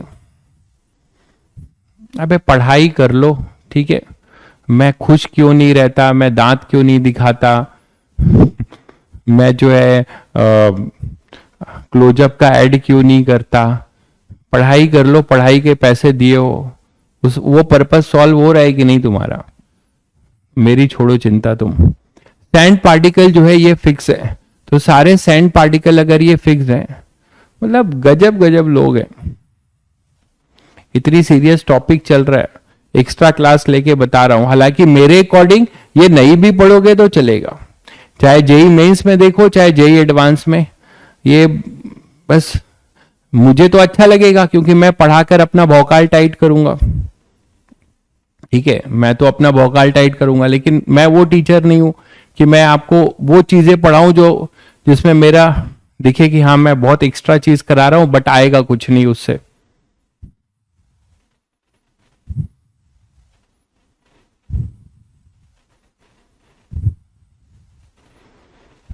I have seen all your lectures notes till now but I cannot able to solve question due to question practice। भाई प्रैक्टिस करिए और प्रैक्टिस करिए, और क्या बोल सकता हूँ, आप ही के साथ और लोग पढ़ रहे हैं, वो तो सब कुछ सॉल्व कर रहे हैं बहुत लोग, तो ये आपकी अपनी जो है वीकनेस है उसको आप चेक करिए कि आप उस लायक हैं या नहीं है, नहीं है तो केवल जेई मेंस की तैयारी करिए, ये सब छोड़ दीजिए। तो यहां से अपने पास ये फोर्स एफ है, ठीक है, क्योंकि ये सर्टेन कैलिबर पे डिपेंड है ना भाई, मेरे केवल पढ़ाने से कोई थोड़े सेलेक्ट होगा। सैंड पार्टिकल जो है यहां से ये कर रहे हैं, चलिए बकवास लोगों की बातें छोड़िए, क्वेश्चंस पे आते हैं। तो अब यहां पे एम नॉट जो है मास ऑफ कार है, और rate of loading of sand particle, am not जो है क्या है, मास ऑफ कार, ठीक है। एफ अपना कांस्टेंट फोर्स इस पे आप अप्लाई कर रहे हो, कांस्टेंट फोर्स अप्लाई कर रहे हो, और rate of loading of sand particle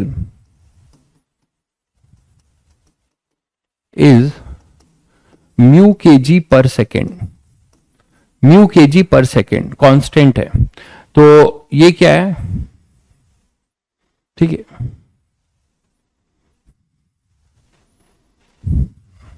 तो वही बात है ना, भांति भांति के लोग हैं, एक प्रकाश बाबू लिख रहे हैं कि वो उनको दिक्कत होती है, प्रैक्टिस नहीं, एक बच्चा लिख रहा है कि because of your lecture I solve whole module of work power NLM, fourth exercise of COM. तो भाई अब मैं इसमें क्या कर सकता हूं, सबका अपना अपना परसीव करने का लेवल है। Rate of loading of sand particle is mu KG पर सेकेंड, ये कांस्टेंट है बच्चों, म्यू केजी पर सेकेंड, ठीक है। तो म्यू केजी पर सेकेंड ये इसका क्या है अपना, ये लोड होने का रेट है, ये कांस्टेंट रेट से लोड हो रहा है, डीएम बाई डी टी मतलब है, देखो ध्यान से, एक तरीके से तुम्हें क्या दिया हुआ है कि डीएम बाई डी टी, आप इससे ही देख सकते हो डीएम बाई डी टी है ना, ये म्यू दिया हुआ है, ये एक तरीके से गिवन है तुम्हें, ठीक है। तो आपको क्या निकालना है बच्चों, velocity of the trolley as a function of time, तो आपको बताना है velocity of the car as a function of time, velocity of car as a function of time, as a function of time, ठीक है, ये हमें निकालना है, ये हम निकालेंगे। और हम ये मान के चलेंगे कि at t equal to zero loading शुरू हो गई, at t equal to zero loading शुरू हो गई। फ्रिक्शन नेग्लेक्टेड है, फ्रिक्शन नेग्लेक्टेड है, कहीं फ्रिक्शन नहीं है, सैंड पार्टिकल का इसके साथ कोई फ्रिक्शन नहीं है।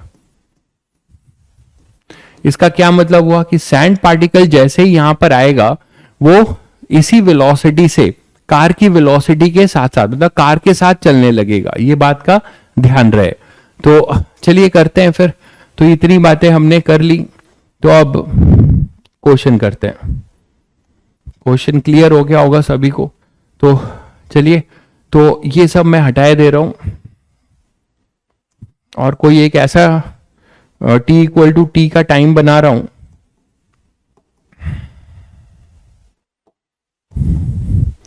t इक्वल टू टी का टाइम बना रहा हूं जिसमें कि इसके पास कुछ वेलोसिटी आ गई है और सैंड पार्टिकल यहां पे पाइलिंग शुरू हो गया है।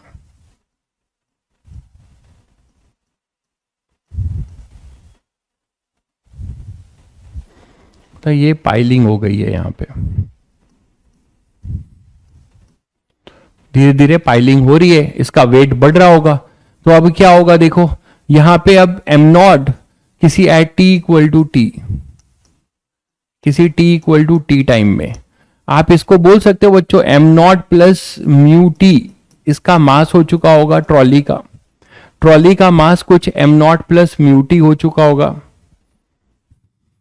तो m जो अपने पास होगा वो हो जाएगा am not plus mu t. ये तो क्लियर है। ये कैसे आया, लैम्डा म्यू जो है, म्यू जो दिया हुआ है वो है मास का अटैच होना पर सेकेंड। तो टी टाइम में कितना मास अटैच हुआ होगा सैंड पार्टिकल का, म्यू टी। तो ट्रॉली का मास कितना बढ़ गया होगा, it is m not plus mu t. ये क्लियर है बच्चों, m not plus mu t is the mass of the trolley at any time t equal to t, है ना। ये हम बोल सकते हैं mass of trolley at t equal to t. बोलो यहां तक बोल सकते हैं या नहीं, पहले ये बताओ। अब मुझे ये बताओ कि इसमें थ्रस्ट क्या लगेगा। एफ एक्सटर्नल तो आ गया, वी क्या होगा, वी रिलेटिव, वी रिलेटिव क्या होगा। तो बच्चों सभी को पता है कि ये यहां से गिर रहा है और जब ये गिर रहा होगा तो उस समय मान लो किसी t equal to t time में इसकी वेलोसिटी v है। तो सैंड पार्टिकल यहां पर आया, इसके साथ अटैच्ड हो गया, तो ये अगर v है तो ये v के साथ जाएगा, यहां पे कोई भी मतलब इस पे रेस्ट पे रहेगा। सैंड पार्टिकल का कोई रिलेटिव मोशन नहीं होगा, कोई फ्रिक्शन नहीं है, ये यहां आके इस पे गिर जाएगा। तो दोनों सेम वेलोसिटी से जाएंगे, मानते हैं। उतने ही दिए हैं भाई कुशल, एससी वर्मा में उतने ही एमआई के क्वेश्चन है अभी फिलहाल, तो उतने ही कर सकते हैं आप अभी, तो उससे ज्यादा नहीं है। आप डीपीपी अपलोड हो गई है एमआई की, वो कर लीजिए। तो यहां पे सैंड पार्टिकल जो भी होगा, ये सबको समझ में आ रहा है कि जो वी रिलेटिव होगा उसमें यू एक तरीके से जीरो है और जिस पर अटैच हो रहा है वो v है। तो हमारा जो हो जाएगा वो v रिलेटिव जो हो जाएगा वो अपने पास v हो जाएगा। ये पहले क्लियर है कि नहीं,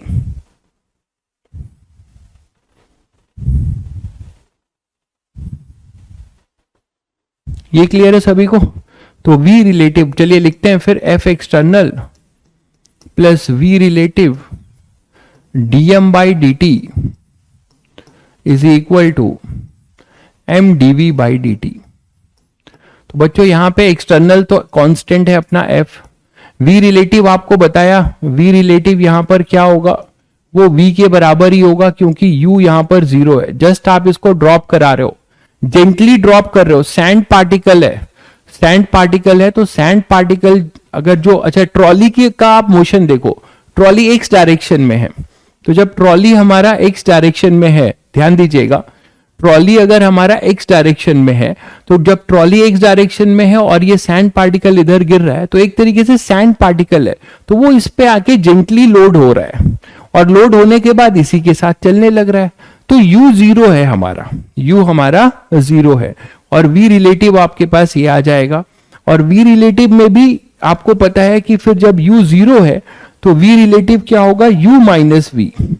तो एक तरीके से v रिलेटिव होगा माइनस वी, v रिलेटिव होगा माइनस बी। आप इसको रोको और इसकी वेलोसिटी इसको इधर दो सैंड पार्टिकल को, तो v रिलेटिव एक तरीके से माइनस वी होगा। v रिलेटिव अभी बताया था आपको, it is u minus v. तो यहां से अपने पास ये आ जाएगा, v पॉजिटिव है तो माइनस ये रह जाएगा। क्लियर है? तो अब आप लिखने जा रहे हो f minus v d M by D t is equal to, अच्छा dm बाई डी टी आपको म्यू दिया हुआ है, dm बाई डी टी आपको कितना दिया हुआ है, म्यू, रेट ऑफ, है ना, तो ये mu v is equal to m। m उस समय का कितना है, m not plus mu t, है ना, m not plus mu t, और इधर हो जाएगा dv बाई डी टी। अब आप फंक्शन बन चुका है, देखो इधर v का फंक्शन है तो dv के साथ लाओ और t का t के साथ, t का अपने पास t के साथ ले आइए। तो फाइनली देख लीजिए क्या आ रहा है, वो आ जाएगा dv upon f minus mu v is equal to dt upon में m not plus mu t. इसको आप इंटीग्रेट कर देंगे तो आपको velocity as a function of time मिल जाएगा। t इक्वल टू 0 पे बच्चों क्या था, वेलोसिटी ट्रॉली की वेलोसिटी क्या थी, ट्रॉली की वेलोसिटी 0 थी। मुझे ये लिख देना चाहिए कि कांस्टेंट फोर्स से पुल किया गया है, ये मुझे लिखना पड़ेगा, यहां गिवन करना पड़ेगा।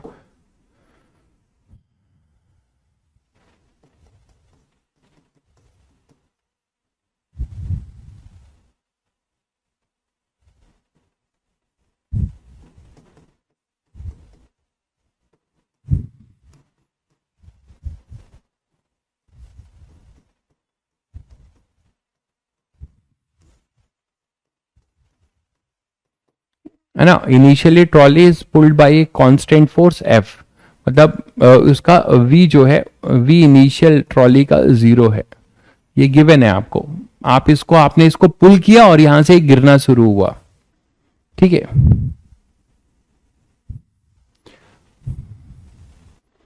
यार डेली यार एक ही घिसी पिटी चीजें मुझसे मत पूछा करो यार निखिल भाई, आप नए स्टूडेंट हो, आपका बैकलॉग है, तो क्या करूं मैं, क्या बताऊं। मैंने आपको कहा था कि आप अभी ज्वाइन करो या आप ज्वाइन करो, मैंने तो नहीं कहा था आपको।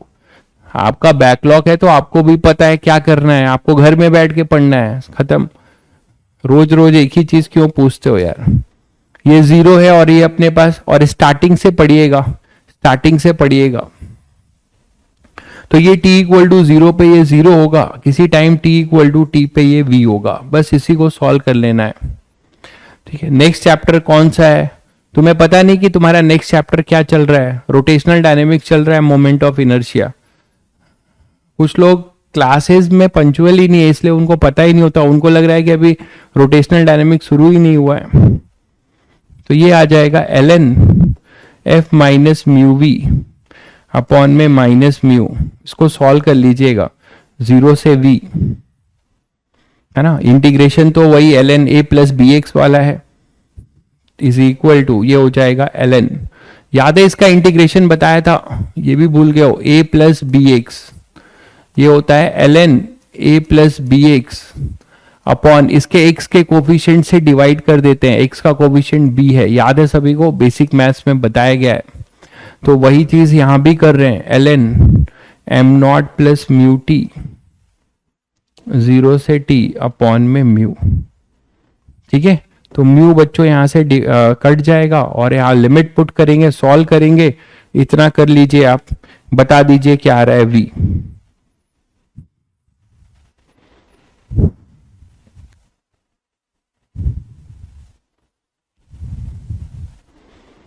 टाइम ले लीजिए, कर लीजिए।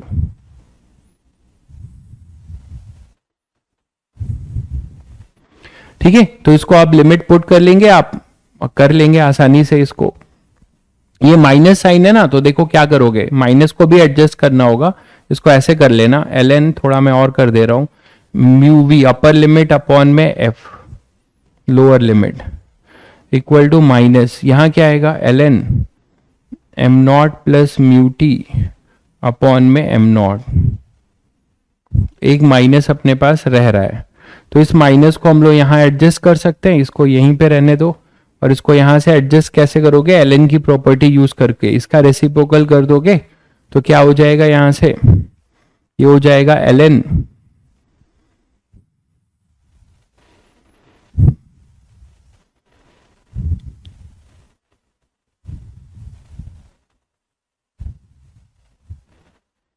तो अब इसको सॉल्व कर लीजिए, बस सॉल्विंग है।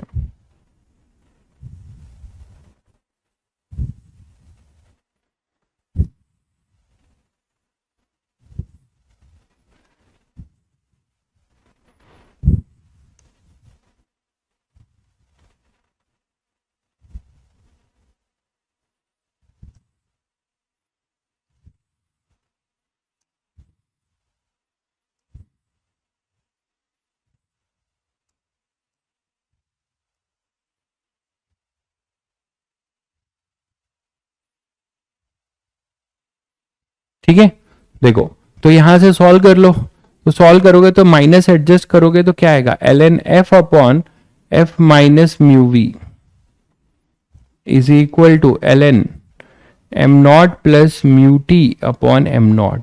तो आप देखो ln आप इक्वेट कर सकते हो, तो हमारे पास क्या आ जाएगा, f upon f minus mu v is equal to, आप तो कर लोगे, m not plus mu t upon में एम नॉट। तो यहां से बच्चों v as a function of f निकाल लो, क्रॉस मल्टीप्लाई कर लो, अब तो कर लो, v as a function of t बता दो, v as a function of t बता दो।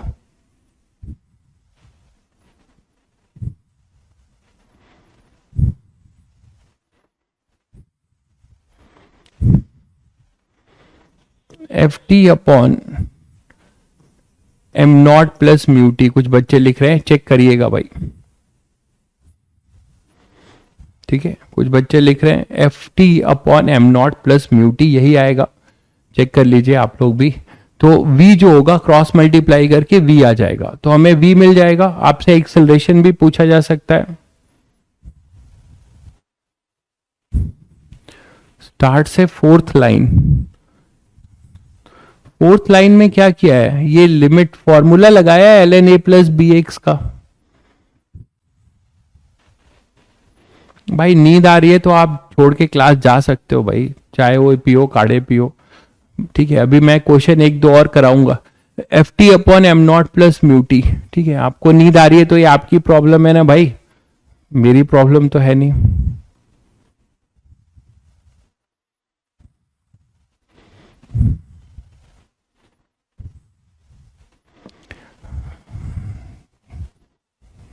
चलो, तो यहां पे v हो जाएगा F t upon m not plus mu t, ये क्लियर है बच्चों, यहां तक क्लियर है।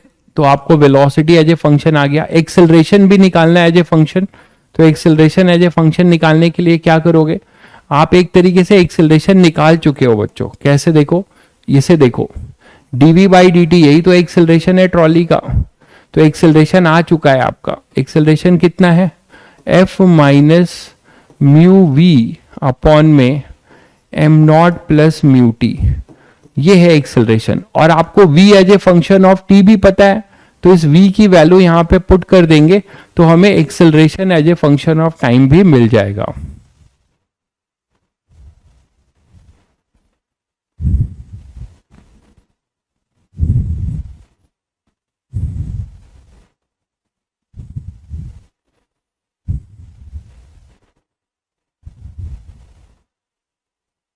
ठीक है बच्चों, तो यहां पे अब v को as a function of t करोगे, यहां पुट कर दोगे तो आपको एक्सेलरेशन भी मिल जाएगा as a function of time. In fact आप और आगे बढ़ो, इसके पहले पीछे आते हैं, हाँ यही तो था। तो हमें dv by D T acceleration है, इसको अगर फंक्शन ऑफ टाइम बताना है तो v as a function of time लिखना ही पड़ेगा, तो वो हम लोग लिख चुके हैं, उसको यहां पे पुट करना पड़ेगा, उसको यहां पे पुट करना पड़ेगा, ठीक है। तो जल्दी बताओ बच्चों क्या आ रहा है एक्सेलरेशन,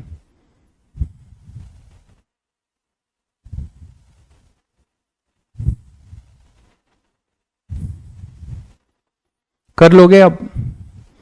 मेरी बात समझ गए सब लोग? मैंने यहां से एक्सेलरेशन डायरेक्ट निकाल दिया, f minus mu v m not plus mu t d we by D t, और ये एक्सेलरेशन अपना velocity as a function of time पता है, इसको यहां पुट करके सॉल्व कर लेंगे तो आपको यहां से acceleration as a function of time भी मिल जाएगा। तो ऐसे दो क्वेश्चन बनाए जा सकते हैं। ट्रॉली पे मास गिर रहा है तो उसका वेलोसिटी कैसे टाइम के साथ चेंज हो रहा है, उसका एक्सेलरेशन टाइम के साथ कैसे चेंज हो रहा है, ये आपने देखा। हाँ भाई, लक्ष्य बताइए और क्या जानना चाहते हैं। मैंने आपको रोज मैं अपना बायोडाटा तो पेश नहीं करूंगा, मैंने बताया मैंने आपको। यहां पे आइए, पहले रोज इंट्रोडक्शन ही लोगे टीचर का, पहले पढ़ लो ए इक्वल टू एफ टी। ठीक है, ये क्लियर है सभी को? इसी में एक इंटरेस्टिंग सवाल और है बच्चों की, ट्रॉली पे मास का गिरना, ट्रॉली पे मास का गिरना, अब ट्रॉली से मास का अलग होना, दोनों में एक डिफरेंस है। ठीक है, दोनों में डिफरेंस है।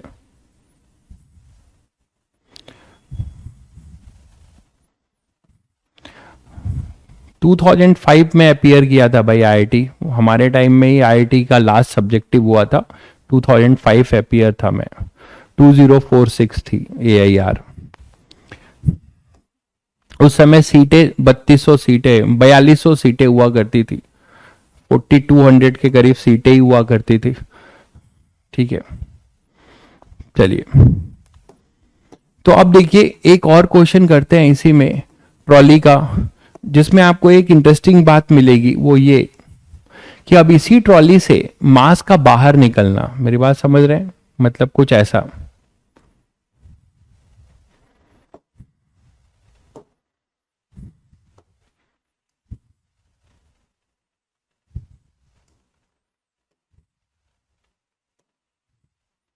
तो यहां से कुछ ट्रॉली, यहां पे ये जो ट्रॉली है आपकी,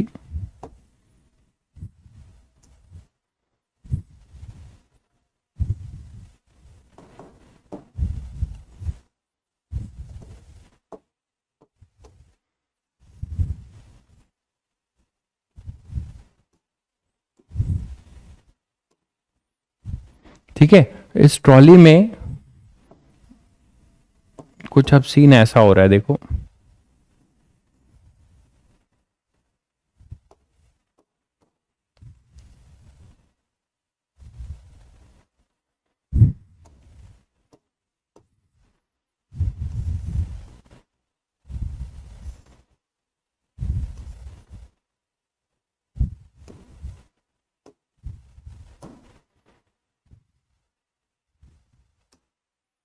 ठीक है, तो मतलब यहां से अब कुछ मास, यहां से यहां पे आपने कुछ मास दिया, ये ओपन है, ओपन है, पूरा ठीक से बना नहीं।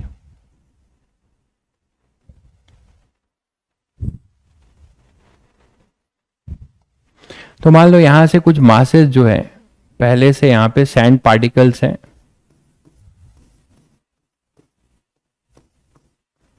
इस ट्रॉली में सैंड पार्टिकल अब उल्टा हो रहा है, अब यहां से वो सैंड पार्टिकल्स गिरेंगे।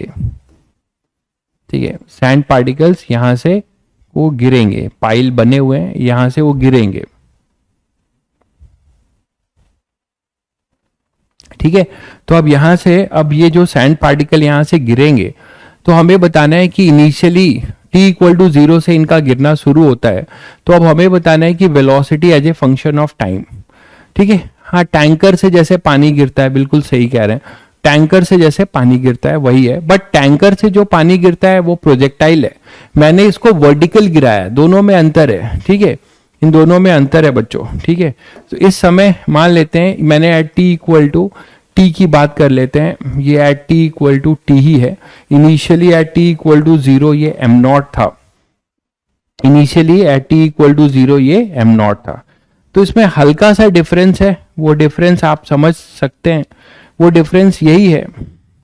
चलिए दोनों केस बना देता हूं, ये कांस्टेंट है, एफ कांस्टेंट है। ठीक है, और इसको ऐसा बना लेते हैं,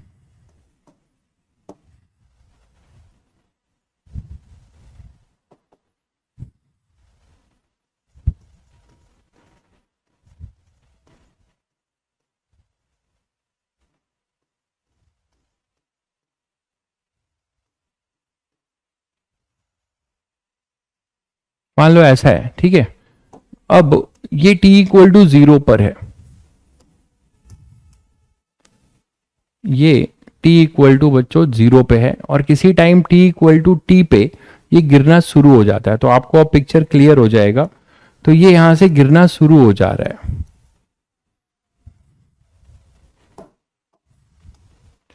यहां थोड़ा कम हो गया और ये गिरने लगा। सैंड पार्टिकल्स जो है गिर रहे हैं, ठीक है। तो at t equal to t है, ये एट t इक्वल टू 0 है, ये एट t इक्वल टू 0 है। Yes, this is the topic from centre of mass, last topic है वेरिएबल मास, ठीक है। तो at t equal to 0 m not with the mass of trolley, mass of trolley, ठीक है बच्चों, वही लेते हैं। और म्यू लेते हैं, म्यू है dm बाई dt, जिस रेट से सैंड पार्टिकल गिर रहे हैं that is minus dm by dt, वही है रेट ऑफ डिक्रीजिंग, है ना। तो dm बाई dt इसका जो है जिस रेट से ये गिर रहा है म्यू, ठीक है। तो म्यू जो है मतलब मैग्नीट्यूड ही ले लो अभी, कि ये इस रेट से छोड़कर जा रहा है dm बाई dt, ये म्यू kg पर सेकेंड दिया हुआ है, म्यू kg पर सेकेंड है, कांस्टेंट रेट से गिर रहा है। तो ये म्यू kg पर सेकेंड है। अब इन दोनों में डिफरेंस क्या है, थोड़ा आप लोग में से कोई कमेंट करके बताए तो देखें कितने लोग बता पा रहे। इन दोनों क्वेश्चन में क्या क्या डिफरेंस है बच्चों, कि ये ऐसे गिरना शुरू हुआ तो उस समय गिरता जा रहा है, इसकी velocity, initial velocity v initial यहाँ पे 0 है, ठीक है। ट्रॉली का कोई f फोर्स से गया था, v यहाँ पर 0 है t इक्वल टू 0 पे। किसी टाइम t में इसकी वेलोसिटी v है और मास यहाँ से कम होता जा रहा है। तो यहाँ पे तो ये समझ पा रहे हो कि ये होगा m not minus mu t, किसी time t equal to t पे इसका मास ये होगा, ये तो सब लोग समझ रहे हो, m not minus mu T होगा। अच्छा, और ये बताओ कि जिस रेट से ये गिर रहा है, आप मुझे बताइए कि यहाँ पे क्या डिफरेंस है। देखें जरा, कुछ कोई लोग बता पा रहे हैं इसमें डिफरेंस क्या है। ये यहां से जस्ट गिर रहा है, वहां पे लोड हो रहा था और यहां पे गिर रहा है।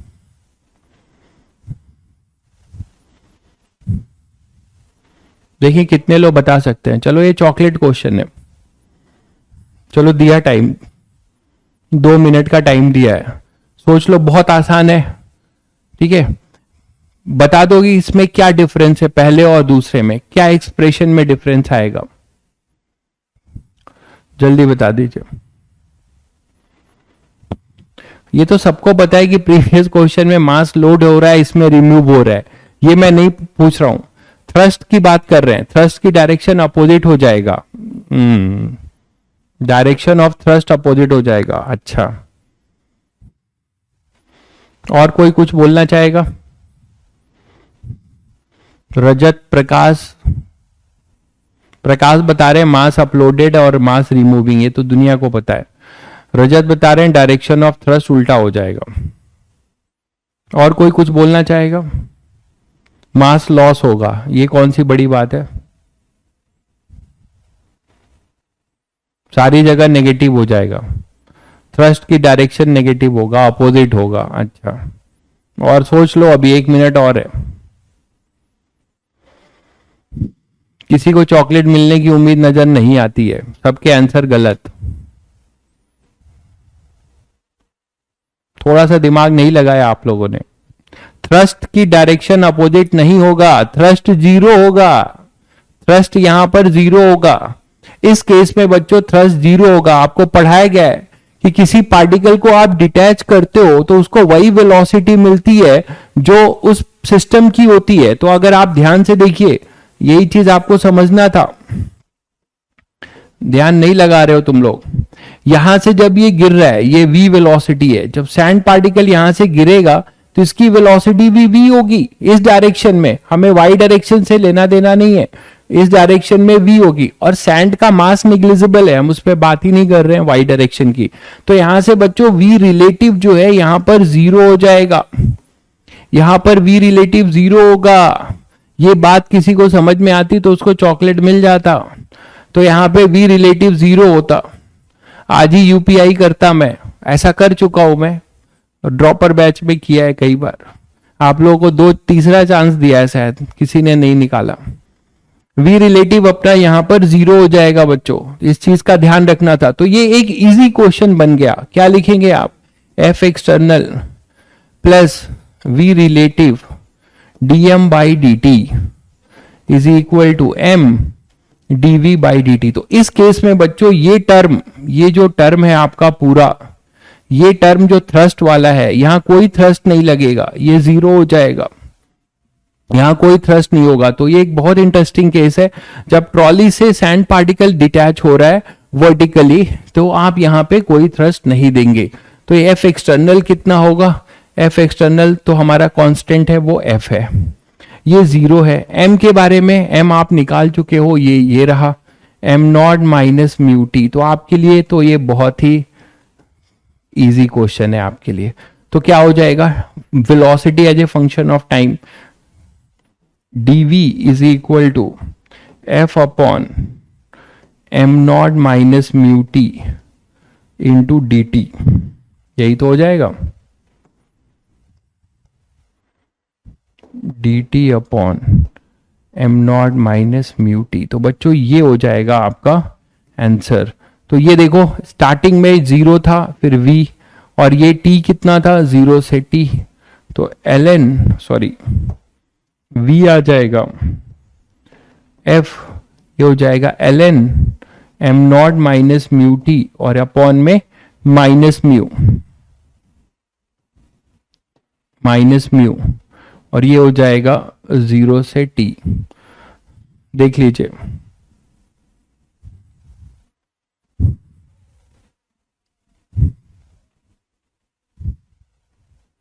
क्लियर है। तो यहां से बच्चों क्या हो जाएगा, v equal to minus f upon mu ln m not minus mu t upon में एम नॉट। तो बच्चों ये माइनस एडजस्ट कर लोगे, क्योंकि ऐसे भी दिख रहा है ये नेगेटिव है, तो यहां से एडजस्ट करोगे तो आएगा F upon mu ln m not upon m not minus mu t. ये आपका आंसर हो जाएगा, ये आपका आंसर हो जाएगा।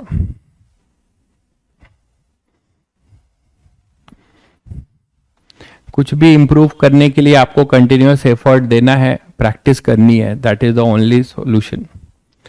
तो f upon mu ln m not upon m not minus mu t, ये क्लियर है। Improvement is a continuous process, not a spontaneous process. You have to keep going on with your continuous effort. यही हो सकता है। ये अच्छा सवाल है sir, how many money you give as a chocolate. भाई उसकी कोई लिमिट नहीं होती, प्राइस तो प्राइस मनी होती। तो मैंने आप जब ले आना तो आपको यूपीआई आएगा तो आपको पता चल जाएगा, ठीक है। कभी भी आप अगर चांस लेके आते हो चॉकलेट क्वेश्चन में तो आपको मिल जाएगा, तो आपको पता चल जाएगा, ठीक ठाक चॉकलेट खाने भर का मिल जाएगा। F by mu ln, actually chocolate खाने का ही मिलेगा और कुछ करने का नहीं। तो ln m not upon m not minus mu t, ये क्लियर है बच्चों, ये क्लियर है सभी को। दोनों ट्रॉली के केसेस में ये डिफरेंस आप लोगों को क्लियर हो गया, ठीक है, कि यहां से यहां में, और जब वो अटैच हो रहा था, देखिए इन दोनों को फिर देख लीजिए, जब यहां पे लोड हो रहा था, देखिए जब ये लोड हो रहा था तो सैंड पार्टिकल यहां पे आया तो इसके पास लोड हो गया, तो इसके पास वेलोसिटी v हो गई। मिल जाएगा भाई, मिल जाएगा, टेंशन ना लो। हाँ वो भी मिल जाएगा, बहुत ज्यादा तो नहीं मिल सकता, फिर भी मिल जाएगा, एक पैकेट मिल जाएगा वो भी। सीधे फेरोर राशर पे जा रहे हैं भाई, देसी आदमी हो यार, देसी चीज खाओ। तो यहाँ पे ये v है और ये v, तो v रिलेटिव यहाँ पे दिख गया, दोनों में डिफरेंस क्लियर है सभी को। चलो अब बात करते हैं इसी में रॉकेट प्रोपोर्शन थ्योरी का। रॉकेट में भी ये वेरिएबल मास सिस्टम लग सकता है, है ना। ये भी एक ऐसा सिस्टम है जहां पे हमेशा कंटिन्यूअस क्या होता है, गैसेस निकलती हैं, ये तो आपको पता है।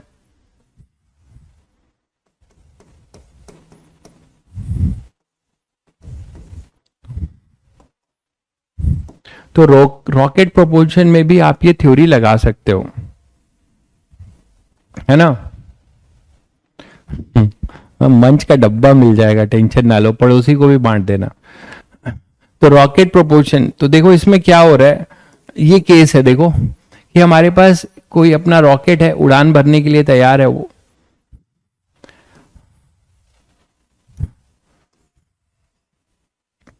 दिवाली वाला रॉकेट है तुम लोग का। आजकल तो दिवाली में रॉकेट जो तुम लोगों ने जलाए होंगे, 3 में से 2, एक ही उड़ने की कोशिश करता है, बाकी 2 मना कर देता है, वो बोतल में ही रहना चाहता है, कहता हम ना उड़ेंगे। ऐसे पटाखे बना रहे हैं लोग आजकल। तो एट टी इक्वल टू 0, मान लो बच्चों यहाँ पे एम नॉट इसका मास है ना, at t equal to 0 launching stage में है ये, तो अभी गैसेस निकल नहीं रही हैं, तो at t equal to 0 m naught इसका मास है और ये u वेलोसिटी से उड़ान भर रहा है। मान लो ये u इसकी वेलोसिटी है, उड़ने वाला है, u से लॉन्च करा आपने, तो यहां से गैसेस जब निकलेंगी तो किसी t equal to t time में आपको पता है कंटिन्यूअस गैसेस निकल रही होंगी, यहां से मासेस कम हो रहा होगा और यही इसको थ्रस्ट दे रहा होगा, यही इसको थ्रस्ट दे रहा होगा, बोलो यही इसको थ्रस्ट दे रहा होगा। तो ये जो थ्रस्ट दे रहा होगा,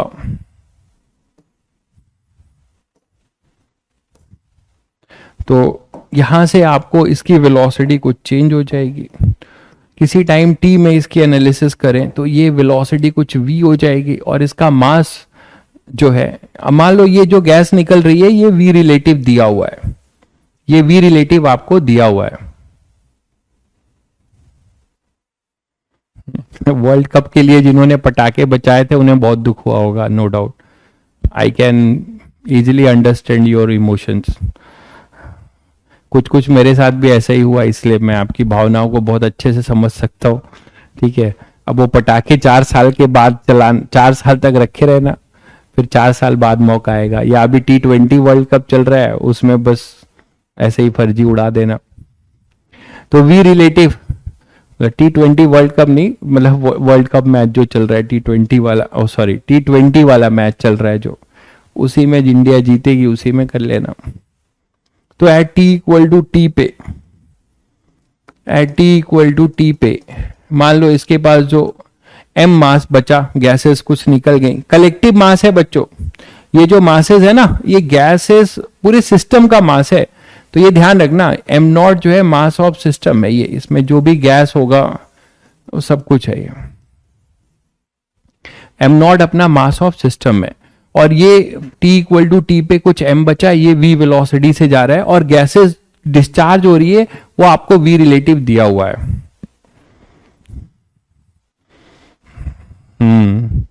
आपने सही किया, छठ पूजा में कर दिया पटाखे का काम, बहुत बढ़िया।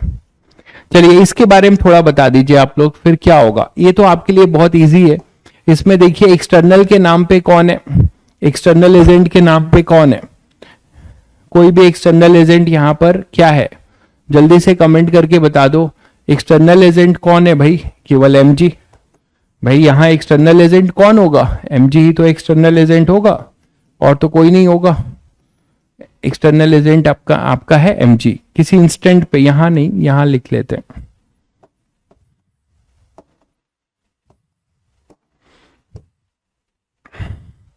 तो इसका जो भी इस समय वेट लग रहा होगा बच्चों, ये इसका एक्सटर्नल एजेंट है, ये एक्सटर्नल एजेंट का काम करेगा, तो F एक्सटर्नल वेट होगा mg। तो फॉर्मूले में आ जाओ, सीधे सीधे यहां तो फॉर्मूले लगा लेना है, F external plus V relative dm by dt is equal to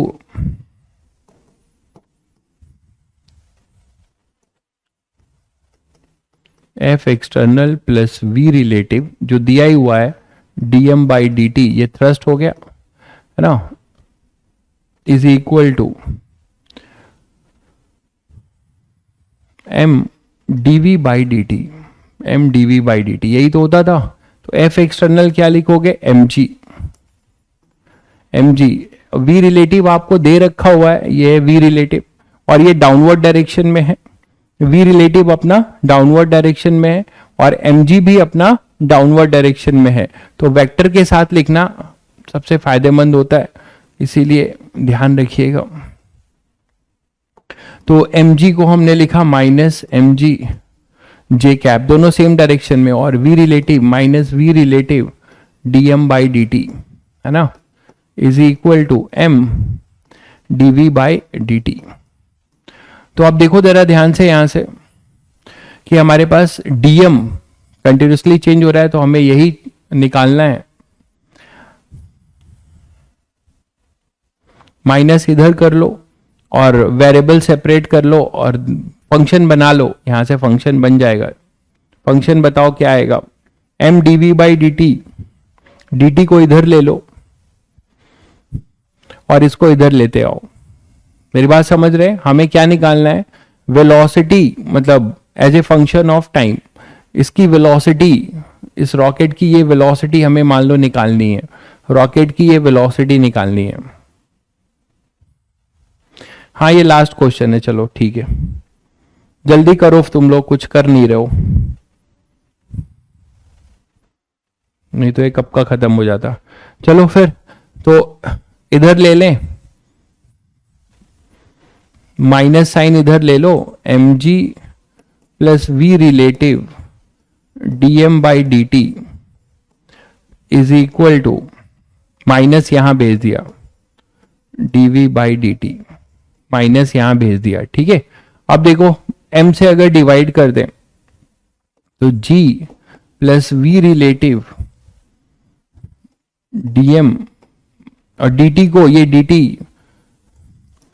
dt एक बार dt से मल्टीप्लाई कर दो, dt से दोनों साइड मल्टीप्लाई कर दो और m से डिवाइड कर दो, है ना। तो dm के नीचे m आ जाएगा, देखो dm के नीचे आपका m आ जाएगा, क्लियर है, dm के नीचे आपका m आ जाएगा, dt इधर आ जाएगा, तो वही कर लो।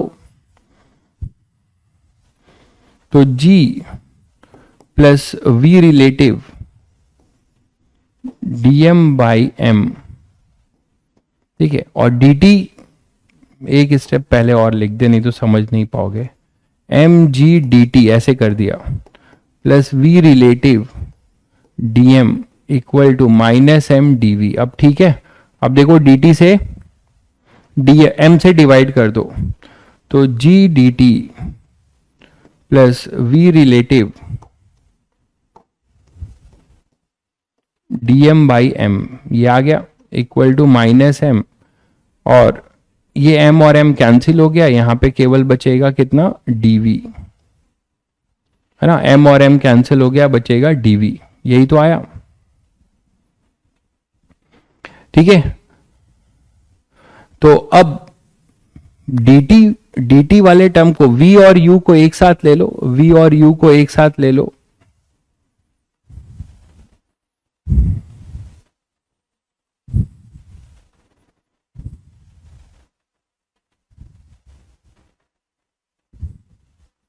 dv को, अब इसको इंटीग्रेट करो, इंटीग्रेट करोगे तो क्या आएगा, फंक्शन बन गया ना आपके सामने, ये रहा, देखो ये फंक्शन बन चुका है।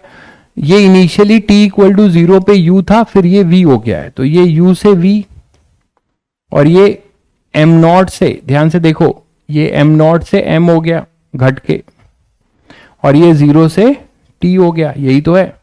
तो आपके पास क्या आ जाएगा, gt plus v relative ln m upon m naught, ln m upon m naught equal to minus v minus u। देख लो, आपको v निकालना था, ठीक है, तो v निकालना था, तो आप क्या करोगे, माइनस इधर भेज दो, ये प्लस हो जाएगा, और v अपने पास हो जाएगा, v as a function of t निकालना है, v as a function of t निकालना है, तो क्या हो जाएगा, इसको यहां लिख दे रहा हूं, v is equal to u, इसको इधर ले आओ, बाकी इसको इधर भेज दो, u minus g t plus v relative ln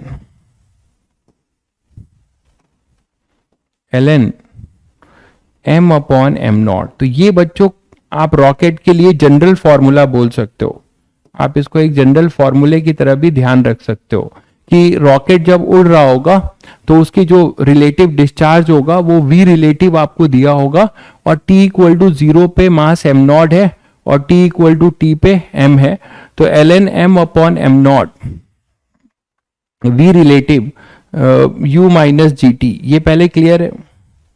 अच्छा एक माइनस भी आएगा ना, कुछ माइनस गड़बड़ हुआ है, रुको,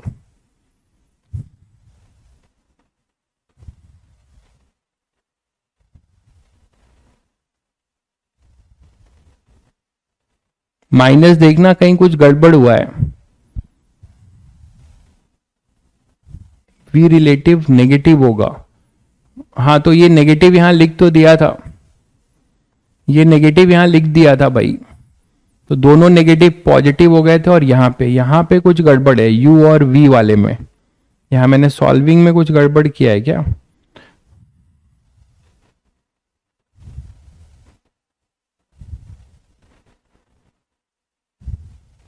हाँ यहां पे u माइनस जी टी, यहां थोड़ा गड़बड़ है, देखो माइनस v और ये प्लस u,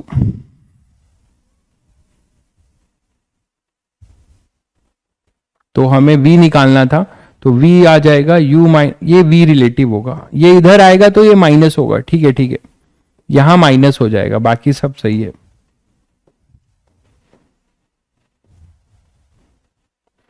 ठीक है, अब ये माइनस होगा और ये स्मॉलर क्वांटिटी है, तो इस माइनस को एडजस्ट कर लो, तो इसको अभी और एक सिंप्लीफाई कर लें स्टेप, फिर लिखें। ये हमारे पास हो जाएगा v is equal to u minus g t, देखो इस माइनस को एडजस्ट करेंगे तो प्लस v रिलेटिव, ये रेसिप्रोकल हो जाएगा, ln m naught upon m, ये पॉजिटिव हुआ अब, ठीक है, तो ये याद रख सकते हो, ये याद रख सकते हो, v equal to u minus g t plus v relative ln m naught upon m। तो बच्चों ये मैंने बहुत जनरल किया है, लेकिन जनरली आपसे जेई मेंस या बाकी क्वेश्चंस में क्या करते हैं, इनिशियल वेलोसिटी 0 मानते हैं और ग्रेविटी नेग्लेक्ट करते हैं, तो अगर ऐसा हो जाए तो ये टर्म और सिंप्लीफाई हो जाता है तुम्हारा, है ना, अगर ऐसा हो जाए तो आपका ये टर्म और इजी हो जाएगा।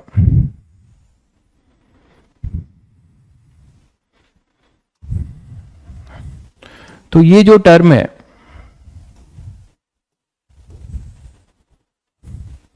इसमें मैं बोल रहा हूं कि इफ u 0, ठीक है, if u 0 and g neglected, g neglected है,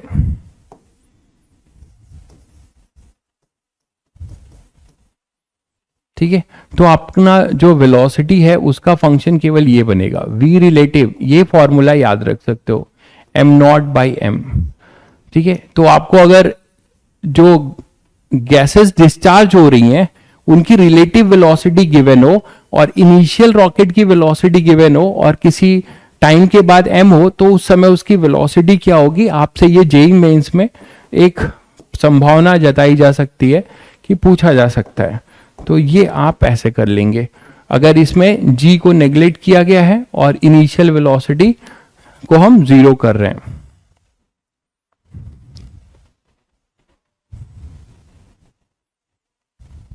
हाँ रजत भाई पूछ रहे हैं कि अगर u 0 होगा तो रॉकेट कैसे चलेगा।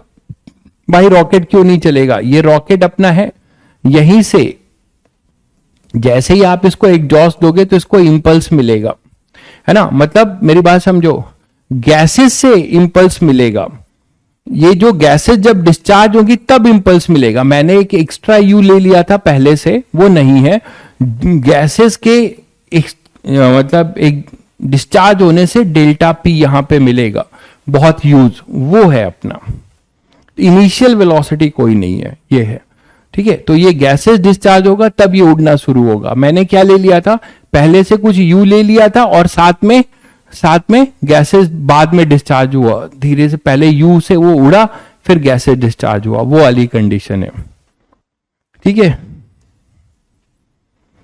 तो ये रॉकेट प्रोपोर्शन थ्योरी है बच्चों। तो ये कहानी थी, ठीक है। तो ये कहानी था आपका, मतलब कहानी थी वेरिएबल मास सिस्टम का। इस पे क्वेश्चंस आपको मैं एक डीपीपी पोस्ट करा दूंगा, ठीक है, तो उससे आप कर सकते हैं। बट इस टॉपिक को मैं फिर आपको बता रहा हूं, मैं बहुत इंपॉर्टेंट इतना अभी तक नहीं समझा हूं, आप भी एक बार इसको जितना कराया उतना ही कर लीजिए, ठीक है। क्योंकि मैंने आप प्रीवियस ईयर देखिए, ये टॉपिक उतना इंपॉर्टेंट है नहीं, ठीक है। इसको लोग बहुत भूमिका बना के बहुत बड़ा और बहुत इंपॉर्टेंट टॉपिक की तरह समझते हैं, ऐसा है नहीं। आप 20 साल का पीवाईक्यू देखिए एडवांस का, शायद ही आपको मिलेंगे क्वेश्चन, ठीक है। हाँ, इसके कॉन्सेप्ट्स यूज होंगे, ये एज इट इज क्वेश्चंस आपको नहीं मिलेंगे, बट इसके कॉन्सेप्ट्स यूज होंगे, ये जरूर है। तो इसके कॉन्सेप्ट्स को हम लोग जान चुके हैं, आगे हम फ्लूइड मैकेनिक्स में इस पे आएंगे फिर से, तो इसका कॉन्सेप्ट फिर यूज होगा, ठीक है। तो मतलब जानने में कोई बुराई नहीं है, क्वेश्चंस आपको कहीं से कहीं भी मिल सकते हैं, चांस लेने की जरूरत नहीं है। तो सारे मैंने क्वेश्चंस कवर कर दिए हैं, आपको एक डीपीपी पोस्ट करा दूंगा, तो आप उससे वेरिएबल मास के क्वेश्चन भी कर सकते हैं, ठीक है। एमआई के क्वेश्चन जितना कराया था भाई उतना ही है, ठीक है। एससी वर्मा में उससे ज्यादा एमआई के क्वेश्चन अभी है नहीं, जो है उसमें कुछ और कॉन्सेप्ट्स उसमें यूज होंगे, ठीक है। प्योर एमआई के क्वेश्चंस उतने ही थे, आपने अगर उतने कर लिए हैं तो बहुत अच्छी बात है। डीपीपी कर लीजिए, एमआई पे बेस्ड डीपीपी अपलोड हो गई है, ठीक है। चलिए फिर मंडे को कल मिलते हैं, कल अपना मोमेंट ऑफ इनर्शिया स्टार्ट करेंगे, मोमेंट ऑफ इनर्शिया का लास्ट लेक्चर होगा। हाँ, कल भी क्लास है भाई, कल वाली क्लास तो अब रेगुलर रहेगी मंडे को, ठीक है। कुछ कोर्स आपका और फास्ट हो जाए, ठीक है। देखिए, कोर्स फास्ट होने का मतलब कम पढ़ के रेडियस ऑफ जायरेशन कल बताऊंगा रेडियस ऑफ जायरेशन, बहुत छोटी सी चीज है। हर मोमेंट ऑफ इनर्शिया के आगे एम के स्क्वायर लिख दो और वहां से के निकाल लो, वही रेडियस ऑफ जायरेशन है। इसका क्या मीनिंग है कल देखते हैं। चलो बच्चों, ठीक है, फिर कल मिलते हैं।